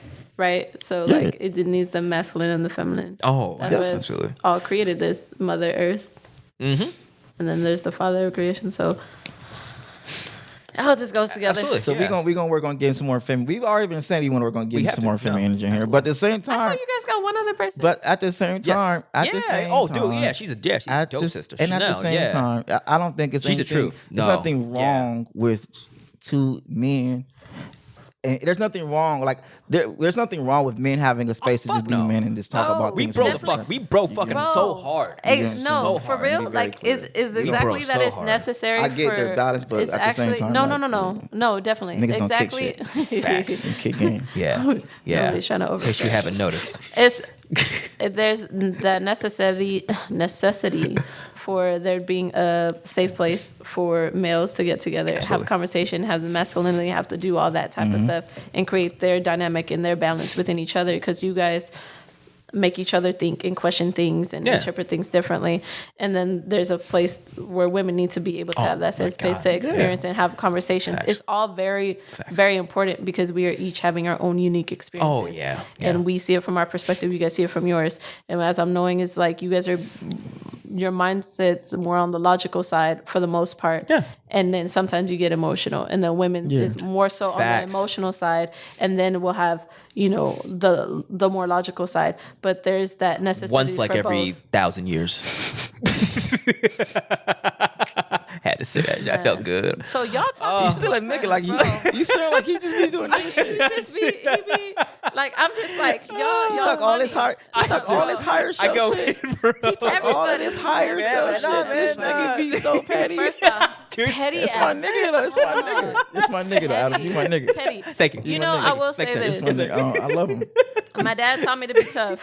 That's one. But I grew up around Niggas think I'm 6 petty. boys. This nigga petty. 6 boys, petty. being the only girl. Ooh, So, that actually explains a lot. She is professional stand square, bro. You get what I'm saying? You are wait, one girl out of 6? She a full-time square stander. Holy shit. She been standing on squares before. Oh my God, for Nigga, you know what years. I'm 30 saying? years standing on a L7. fucking square. Good Lord. She been on this motherfucking square. But- God damn. Some masculine ass Latino black men. Oh my God. Yeah. That way. Damn. The long way. With the fucking the real way. hard-fisted father? Damn. The real That's way. real, bro. Yeah. That's real. Man. Okay. So she Understand. approached It like makes sense. she bring like feminine energy from a masculine perspective. So it's like you can interpret. Yeah. You can feel. You can feel and logically. You know what I'm saying? She hit you with logic too. Facts. Yeah. She hit you with logic with the emotions, but it makes sense. So you does. can't just discount it. No, you can't. You can't just be like, oh, you gotta be like, you gotta eat it. Yeah, You gotta sit there with it. You gotta sit there with it. And to be honest, needed. when like when we first started with us being there's the rebelliousness. Like I was definitely like I was getting ready to be like I was already thinking of all the things I was gonna say to discount what you were gonna say. Nope. Didn't work. Don't do that. You what? can't. God damn. You No. better, that's why you got. Sometimes you got to just stop and listen. That's right. But that's the, We gassing you out right now. Come on, take these flowers. I'm sitting, I'm listening. Take stay these at, flowers. and she stood on her square. And this You is stood on why. your square. And this That is shit was why gangster. we created Hood and Healthy. Facts. Right, because Hood and Healthy is the culmination of all of this, and that's why That's why I'm working towards getting them more in front of the scenes. Yeah. Because these type of minds, this mind needs to be like, like boom, like it in itself, like Facts. not just behind the scenes of like can't. my show. No. This isn't my show. Hood and Healthy isn't my show. Hood and Healthy. bro. There are parts of Hood and Healthy that I didn't like or I didn't want to do or I didn't think was like. But then I'm like, no, I'll listen. I'll just listen. I listen because I trust her vision. I trust her mind. Absolutely. There are things about Hood and Healthy to me. I'm like, this ain't me. Or there are things about Hood and Healthy. I'm like, this is me. And then it's like, no, it's not about you right now. Or it's like there are things I have to grow up a whole lot. Okay. You know I what I'm understand. saying? In certain ways that I didn't even know I would have to grow up at. Like Yeah. she helped me to do a lot of healing, bro. Anna helped me to do it like with my voice, doing the voiceovers. I had to really work through I forgot that like I still have like trauma within my voice. Yeah. You know I what I'm saying? And I had to really like heal that to make understand. Hood and Healthy. Yeah, and and things like that, they help like to really facilitate. Yeah, and I like your presence because I feel like I could, we talked about like you asked me what a hood nigga was. And it's like like I could still be that like braggadocious ass masculine. I feel like I could be that. And then because you're here to check it. And I could be myself. Fuck it. And if I get out of line, she'll check me, and I'm not gonna take it personal. Yeah, right. I don't think, and she won't take it personal. And it's not, it's not like diminishing. It's Not like at okay, all. just redirecting it, or just making you be aware. Like because sometimes there is times where I'm like, no, I'm gonna stand on this, right? But she'll help me. She also Like helps. strip she'll from the kingdom of God, She bro. helps me to be able to stand on my stuff too. Understand. Because it's like, nah, we can go there. Like I said, she lean in when she lean in. I'm a leaner. She a leaner, and then we can, especially in Hawaii, we film Hood and Healthy and a too. Capricorn. Yep, So, facts. fuck with that. Obviously. Season 2, we have a lot of like, it wasn't clashing, but it was a lot of like dialoguing. Nice. Or and there were moments of like, you know what, Anna, I gotta go disengage right now. Oh, There are both moments she was sides. like, you know what, I gotta go. I gotta go disengage. Do you know the content releasing strategy for Hood and Healthy 2 yet? Because you mentioned the party next week or this week. No, it's a installation. So basically, it's we're breaking down the episodes of season 1. So it's gonna be myself, Tony, who's the co-creator of the show as well, co-producer with Temu as well, and we're going to be putting on an installation of the episodes of season 1. So you're gonna come, And you're two. gonna We're gonna blend them bridge your together. gap. Okay, cool. So it's like basically, so it'll start off with the first episode, which is Your Taste Buds Are Not Your God, Yeah. which is also the title of the first episode of the second season as well. But it's just teaching people to, yes, things taste good, things feel good, and all that type of stuff, but also understanding the connections that it does to our body and why we have different things, right? Like, we knowing like why we crave certain types of foods. A lot of it has to do with our emotional traumas and stuff like that we're like self-soothing without knowing it and stuff like that. And then also knowing how important it is to have more cleaner eating and things like that, and how that helps your mind work and how that helps your body, change, and the whole chemistry of yourself with not eating the process. So it's the first season was very much about cooking and making things on a budget and not having that mentality of like, oh, being healthy is very expensive. It can be, but you have to know how to do it. And that's why we have community gardens, thankfully. Hopefully we get more and more. And then second season is more about the development of Temu and the type of person that he was going there and the anxieties that came, and then his transformation through that whole experience, and then when he came back and what he brought. So it's the different knowledge of self, but also creating a space of information of how to grow and cultivate these types of spaces for ourselves. Understood. Okay. What developed me to be able to direct the community garden, to be able to work through this community garden during the height of a pandemic, to be able to write books. Like, I don't know if you read Introduction to Organic Gardening, but it's like a college level. I mean, my book, you write the whole thing, right? I haven't read the whole thing. I have read it. It's like a college level high. It's a high level book, right? It's not no casual thing. No. What led me to like getting here, working with the state of California, being an advisor to the CDFA, what are the things that I use for myself to be able to allow me to operate at a high level? And what are the things I use behind the scenes by myself to help me to navigate, because I'm still a product of this environment and I'm still dealing with these traumas as well. Yes, sir. Right? I'm not removed from the contrast. I'm a part of the contrast. These are tools I use to be able to help me navigate and to stay sane. Understood. Because, of course, along with therapy and things of that nature, but we also got to tap in with like, bringing healing to ourselves and bringing healing to our community and bringing healing to the infrastructures that we are going to develop and build. Understood. And how and also really pushing, one of my favorite episodes is the episode about agriculture, and like really pushing what we can do with this agriculture industry, and like really tapping in with farmer training programs and like going to different farms and meeting farmers and meeting agriculturalists, meeting people who do the science of agriculture in Hawaii, man. People who researchers. Like that part of like, it's more than just farming. There's a full big industry that I want us to be actively involved in. Absolutely. You know what I'm saying? Okay. And that's a part of the healing the hood as well. Is tapping into the foundation of our economy. Yeah. It's the number one thing that us as Black Indigenous people don't do or get involved in, and it is the foundation of our entire economy. Understood. We do everything other than the foundation of what makes the world go round, which is agriculture industry overall. So that's like that's which there's a lot behind that. As well. Of course, but we have a choice to do it.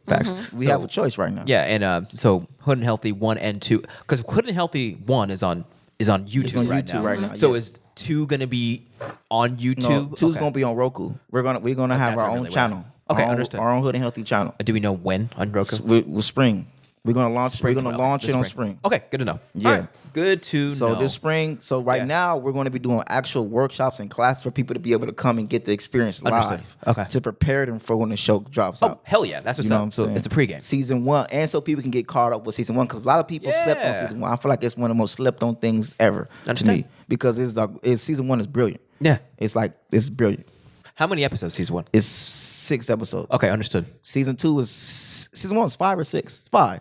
It's fine. 5 episodes. Okay. So season 2 is 6 episodes. I think so, 6 episodes. Okay. Yeah. So we going to. So the content is ready for season 2. You already chopped it up and edited it. No, we editing it right now. Okay, understood. So it's your taste buds, not your guide, which is self-awareness, and going deeper into self-awareness, because I didn't really go deep into self-awareness on season 1. I just kind of touched on it, but I didn't really go in with self-awareness and self-assessment. And then it's deep breathing and really connecting with deep breathing, and that's like the foundation of everything. If we're not getting our breath right, nothing else matters. We can eat all day and all kind of whatever. If niggas aren't breathing correctly, then we goofy. Facts. Right? That's the foundation of the mind, the body, everything. Breathe. Yes, sir. And then step 3 is aromatherapy, because our first sense is smell. Mm-hmm. Right? That's the most powerful sense, smell. Smell is connected to all of our memories and everything. That's why when you walk in the room, if you smell something negative, it's going to make you feel bad. If you smell something good, it's going to make you feel positive right away. Smell is the strongest and the fastest.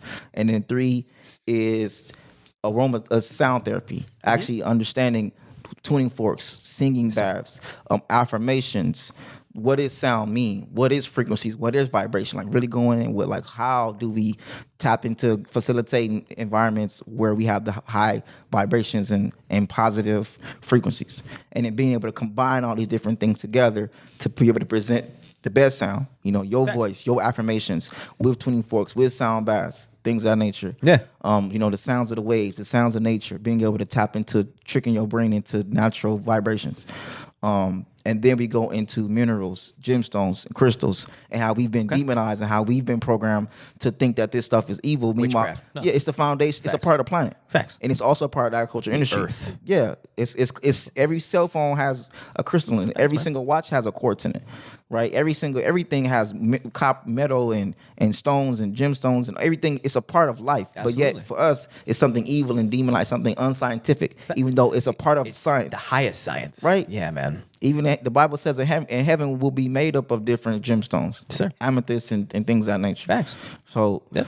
Even the Ark of the Covenant is different gemstones and different things. Facts, man. So we got to We're fucking bejeweled right now. Come on, Super bejeweled. yeah. We got to claim that back. Yeah, and then the last episode is People is garden. really notice that shit, man. Like, course, yeah, it's all the people. vibes. Yeah, people are just like, I take that for granted. I love wearing my Yeah. Cuban link and kind Yeah, of. bro. I made a Nah, song that's about how people. Anybody know me? Know I've been out here like putting Cuban links on. Putting amethyst and Yeah.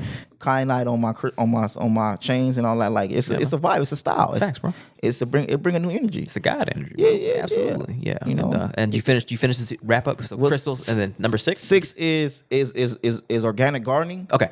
And just the agriculture industry, and like really going in with the CDFA, with the USDA. What is the USDA? What is the CDFA? What is agriculture industry? And then visiting different farms and sitting down with agriculturalists and meeting agriculturalists and meeting farmers who are part of farmer trainings and going to research facilities and really showing like it like we plan. Yeah. Facts. And especially now tapping in and correlating that to our farmer training program. Absolutely. Correlating that with the work we're doing. Like this is the highest level of healthiness. Facts. The highest level of healthiness is bringing healthy to the hood. Facts. By getting us land, getting us access. That we can do all this other stuff, but if we all still in these little environments, then we not gonna ever have a healthy life. Yes, sir. We need land. Absolutely. And we gotta focus on getting land and then focus on putting in production. That's right. You know what I'm saying? Yes, sir. All right, so we're almost at 3 hours. So I'm going to ask you. Yeah, no, this is officially now the longest episode ever. Whoa. Yeah. But I did want to ask you, go back to your initial And perception. put this part on as the what's it called? As the highlight to like as the real right? She recorded the thing. Yeah, I know yeah. we ran out of video. Oh, we did? Yeah, if I dang. got to get one that doesn't run out after like an hour, but that's just the reality. All right. Yeah, right now. So we'll get there. Oh, with the camera? Or the phone? Yeah, both run out. Like camera, I get like 2 hours out. That one for some reason stops at 1 hour, but we're working on that. Yeah, I got to get. Dang, better. okay. I think I started recording at like the second or third one. Okay. But it's still good because I'm going to use the audio from this and I could put it in the. Exactly. Yeah, so you're good. And I'll send you the audio so you Yes, could do that. But yeah, so you said that you had initial qualms about coming on the podcast because of things that were perceived. Now, was it when you're listening to me? Was it our particular interactions, or just was it like did you see me as some? I'm curious. Like, what about me specifically were you like? I don't know if I would fit well there. Before you came on. Before I came on. So it Besides was, me thinking I'm better than niggas like him. You know what I'm saying? So it had to do with a combination of things. So I would hear you say nigga, and I would be like, okay. And it would be like the way you would say it. And the way and the reasons why you would say it and stuff like that. And I'll be like, he's saying stuff that I don't feel like are really true to him, and I don't think that this is the way he speaks. Yeah, like he don't just be saying nigga unless he's sitting around with niggas. Yeah. Hey, you know what? And He then don't I just was be just outside like, just then- saying nigga. Like, bro, you only say that because you sitting down with Temu, bro. I understand. Yes. So then it started to like make me think. So the more I started to get like frustrated or annoyed, and I was like, you know what, I'm done. I don't think I'm gonna listen anymore and stuff. I think I listened to your first podcast. I can't remember her name, but with the Jill. young lady. Yeah, Jill. So I listened to her, and that's actually what saved you. He wasn't saying no nigga shit with that word. No. Oh my God. He wasn't. No, it was actually like I would hear his transition between being here and then being his higher self. Yeah. And that's what I was just like, okay, I understand now. Yeah. I'm like, I understand where he's going. I understand where his place might be with, his different verbiage and the way he's speaking. I understand it's just that acceptance and feeling like he belongs in this experience. When he's talking with me. Just in general, when he's talking to when around any niggas. other, niggas, not like, just niggas, come but out. any type of any black man. Yeah. So it's like you have to. That's a good thing though. It's Too. a Like he feels like I feel like comfortable. Like I'm with my brothers, my niggas, on my family, my niggas, my niggas. So that like I like that because like he said, a part of his like shit is like being around black men and they'd be like, oh nigga, you a lame nigga, you one of them niggas over there, bro. You can't fuck with us over here. And I'm like, nah, bro. But he witty and he got the jokes. That's that's why. But I'm like, nah, you. I got him. You cool. I'm like, not only are you cool, but you're needed. You don't have to. You don't have to try to be over here. Yeah. We you don't got a lot of kicking. You are needed for who you are, and you can feel safe around niggas. Like we good. We gotta bridge these gaps. We need have to. We need because I'm a square. You know what I'm saying? I'm not no. You know, I'm a square nigga. You know what I'm saying? Like we need squares to come together. Us normal, nice, non criminal niggas. Yeah, we can. We got to come together, and we gonna look different, talk different, and think different. But guess what? We all in this shit together. Yeah, absolutely. So you can feel comfortable around me. I'm gonna feel comfortable around you. Exactly. And we gonna build this nation. Yeah, and I love Jill for the record. Like, and it's just, but I'm also she's the truth. She's actually the reason. She's actually. You guys hear it? Is it good? Yeah. I can. Okay, cool. Yeah, she's actually. What are we hearing? I don't know. No, my sound kicked out, but I want to make sure it wasn't recording issue. No, she was actually long story because we never really talked about Jill, but she is the reason that this podcast happened. Started, right? Yeah, she was like, so. Long story short, I met Islam. Okay, Jill. yeah, no, for real. She's the truth. She's an angel, straight up. Fact. She's an angel, and I had this cognition that one day I wanted to. I'm going to get real specific.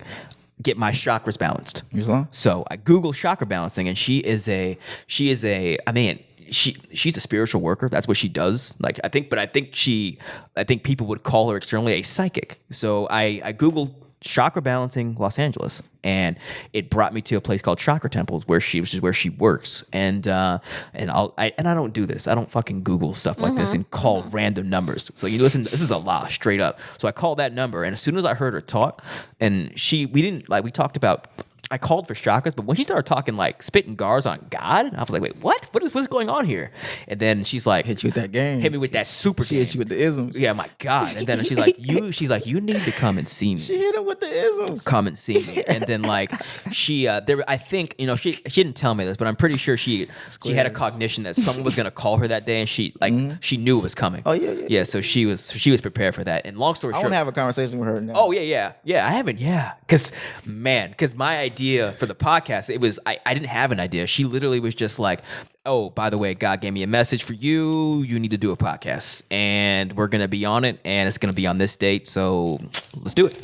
And that's how she operated. And then that's all it was. And then like the church, hit me with that, and then we did that, and then I've just been running ever since. I talked to you like 2 weeks after the fact, and then because that was one of my goals for this year. Yeah, it's like I know for last year was like I know I need to start getting the podcast game. Like it's imperative. People like everybody like Temu, when you gonna do it? Like all the time. Like Temu, you gotta man. You just be kicking too much shit. Yeah, like when you gonna really sit down and kick shit? Yeah, and I'm like, y'all right. Like I do gotta just sit down and just you feel me? Hash it out. Just talk some shit. That's right. You know what I'm saying? Yeah. So. And then I started getting with the CDFA, and I was like, oh, I got something to really talk about now. Absolutely. But then of course that turned into just niggas we gonna be men, and we gonna just talk men stuff. And this is the year of this is last year the year of there's just the concept of the black male talking points just coming to the forefront, right, wrong, or indifferent. Man. So it was like it's alignment. If anything, it wasn't like responding. It was like that was just the vibe of the year of like black men. We gonna start coming out and saying our thoughts,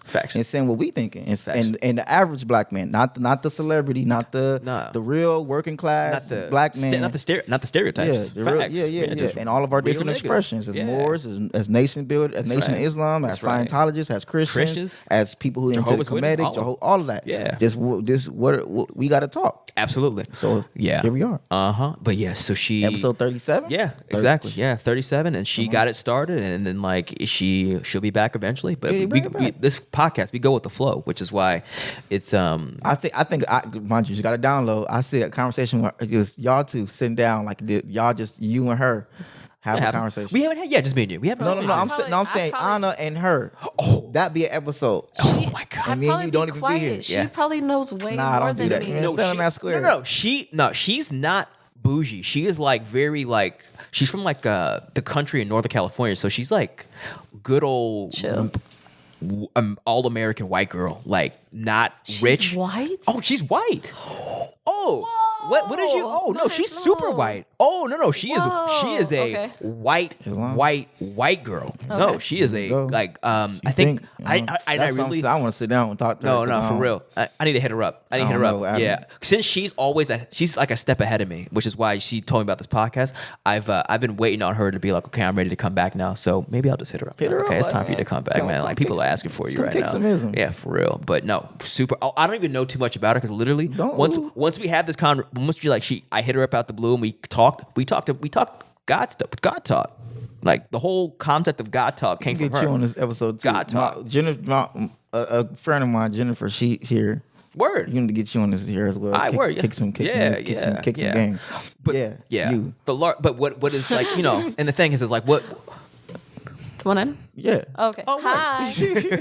But what that has taught me is like starting from, you know, this podcast being started from a regular, humble, salt of the earth white woman, helping me start this means I can't write off nobody, bro. Not at all. And also showing the black experience, off nobody. that we can operate comfortably with the whitest of the white, and it'd still be niggas with each other. Easy. Like, you know how much fucking power that is? Just showing people I could operate in this world, and I can go over here and be myself and really flesh out and talk in ways that used to make you uncomfortable. You know what I'm saying? And I'm still myself. And I can. I can go over there and I can go over there and hold my own. I can go there and be on some professional. I can do it, but I've been like that's not hard. Yeah, I've been a professional nigga. When it comes to like that, I just realized it's not authentic. That's one of the foundations of creating unhealthy. It's like who's to say that how we are and how we operate and how we talk is negative or bad? Yeah, this is how we talk. We kick shit. We kick game. You know what I'm saying? Kick the isms. It is what it is. So like, who was to say that? Oh, what's how we talk over here is like unprofessional, and how you all talk over there is professional? Like, nah, man. Or just that whole paradigm. That's real, bro. Of like what we have to offer and who we are isn't limited to how we dress or how we act or how we speak or whatever. Like, nah, who we are, we divine, infinite, and in our own right. Facts. We can't get organized. We can't get refined. We can't be structured. But mind you, I'm a hood nigga. I know. I took a wine and tea class. You get what I'm saying? I can go in the store. I'm a damn near sommelier right now. You get what I'm saying? So like niggas want to feel me? I can do whatever. We can do that. I provide fine dining organic food. I can cook fine dining food. You know what I'm saying? I'm a French classically trained chef. Facts. You know what I'm saying? I can know how to make coq au vin and all kind of dishes. You know what I'm saying? Sir. I know the fire. You know what I'm saying? Like I could do the refined shit, but I'm still at the same time I'm still from the west side of the city. Yes, sir. So who were to say that us who are over here is like here and the people who act like this or talk like this are here? Yeah, I want to show that that's not true. No, that's not true. That's bullshit. I can go in your environment and I can match you and I can raise you in your environment. Facts. Well, it's already. I took a child development class, but it was about the black child, and one of the topics was about code switching. Mm-hmm. I mean, the fact that you're able to do code switching takes a lot of brain power and stuff like that to be able to completely switch up. And you got to think too. Everybody code switching. Everybody all the time. Everybody code switching. Yeah. Everybody code switching. Yeah. Everybody got a little. Face that they put on, little mask that they put on. So it's like we're not just one thing. Yeah, absolutely. And a lot of us, the more that we try to put that front up, the more that we tend to end up hurting people because we're trying so hard to not let other people see that. Yeah, facts.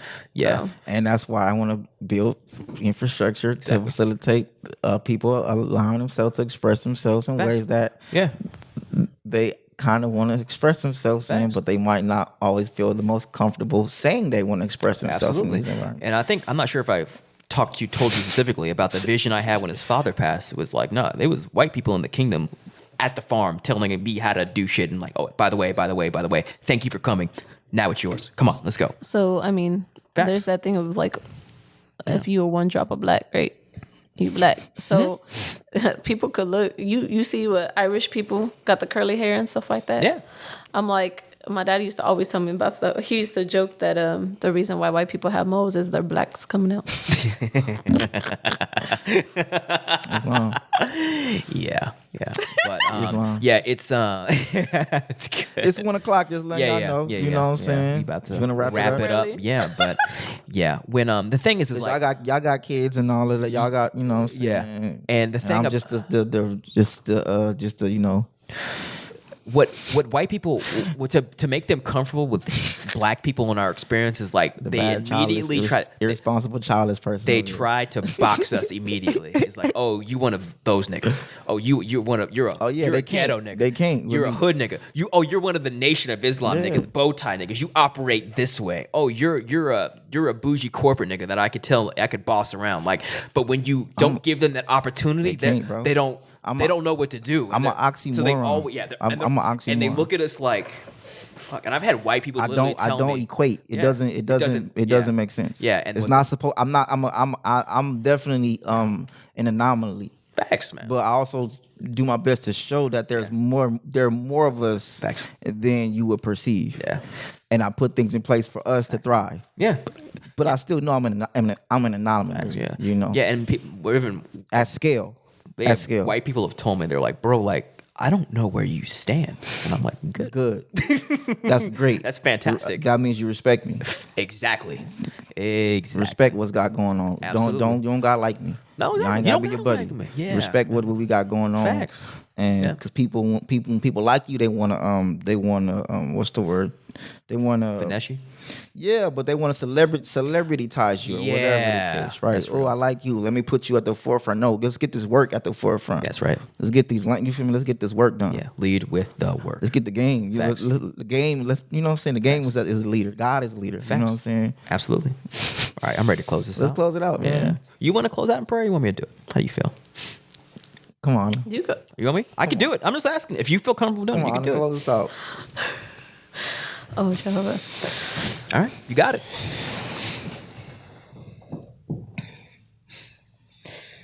Thank you, Jehovah God, for allowing us to be here together, to be able to have conversation, even though sometimes it seemed like it might get heated, that all of us were able to become level-headed and be able to have conversation and not be able to leave this space angry, frustrated, unheard, that we sat back and listened to each other. I'm very grateful to be able to have this experience, to share all sides, and for people to be represented, and that we're all trying to build something greater for all and not just ourselves, and for us to overcome ego, but to share our light so that others could share their own as well. So we thank you for this safe space for us to speak.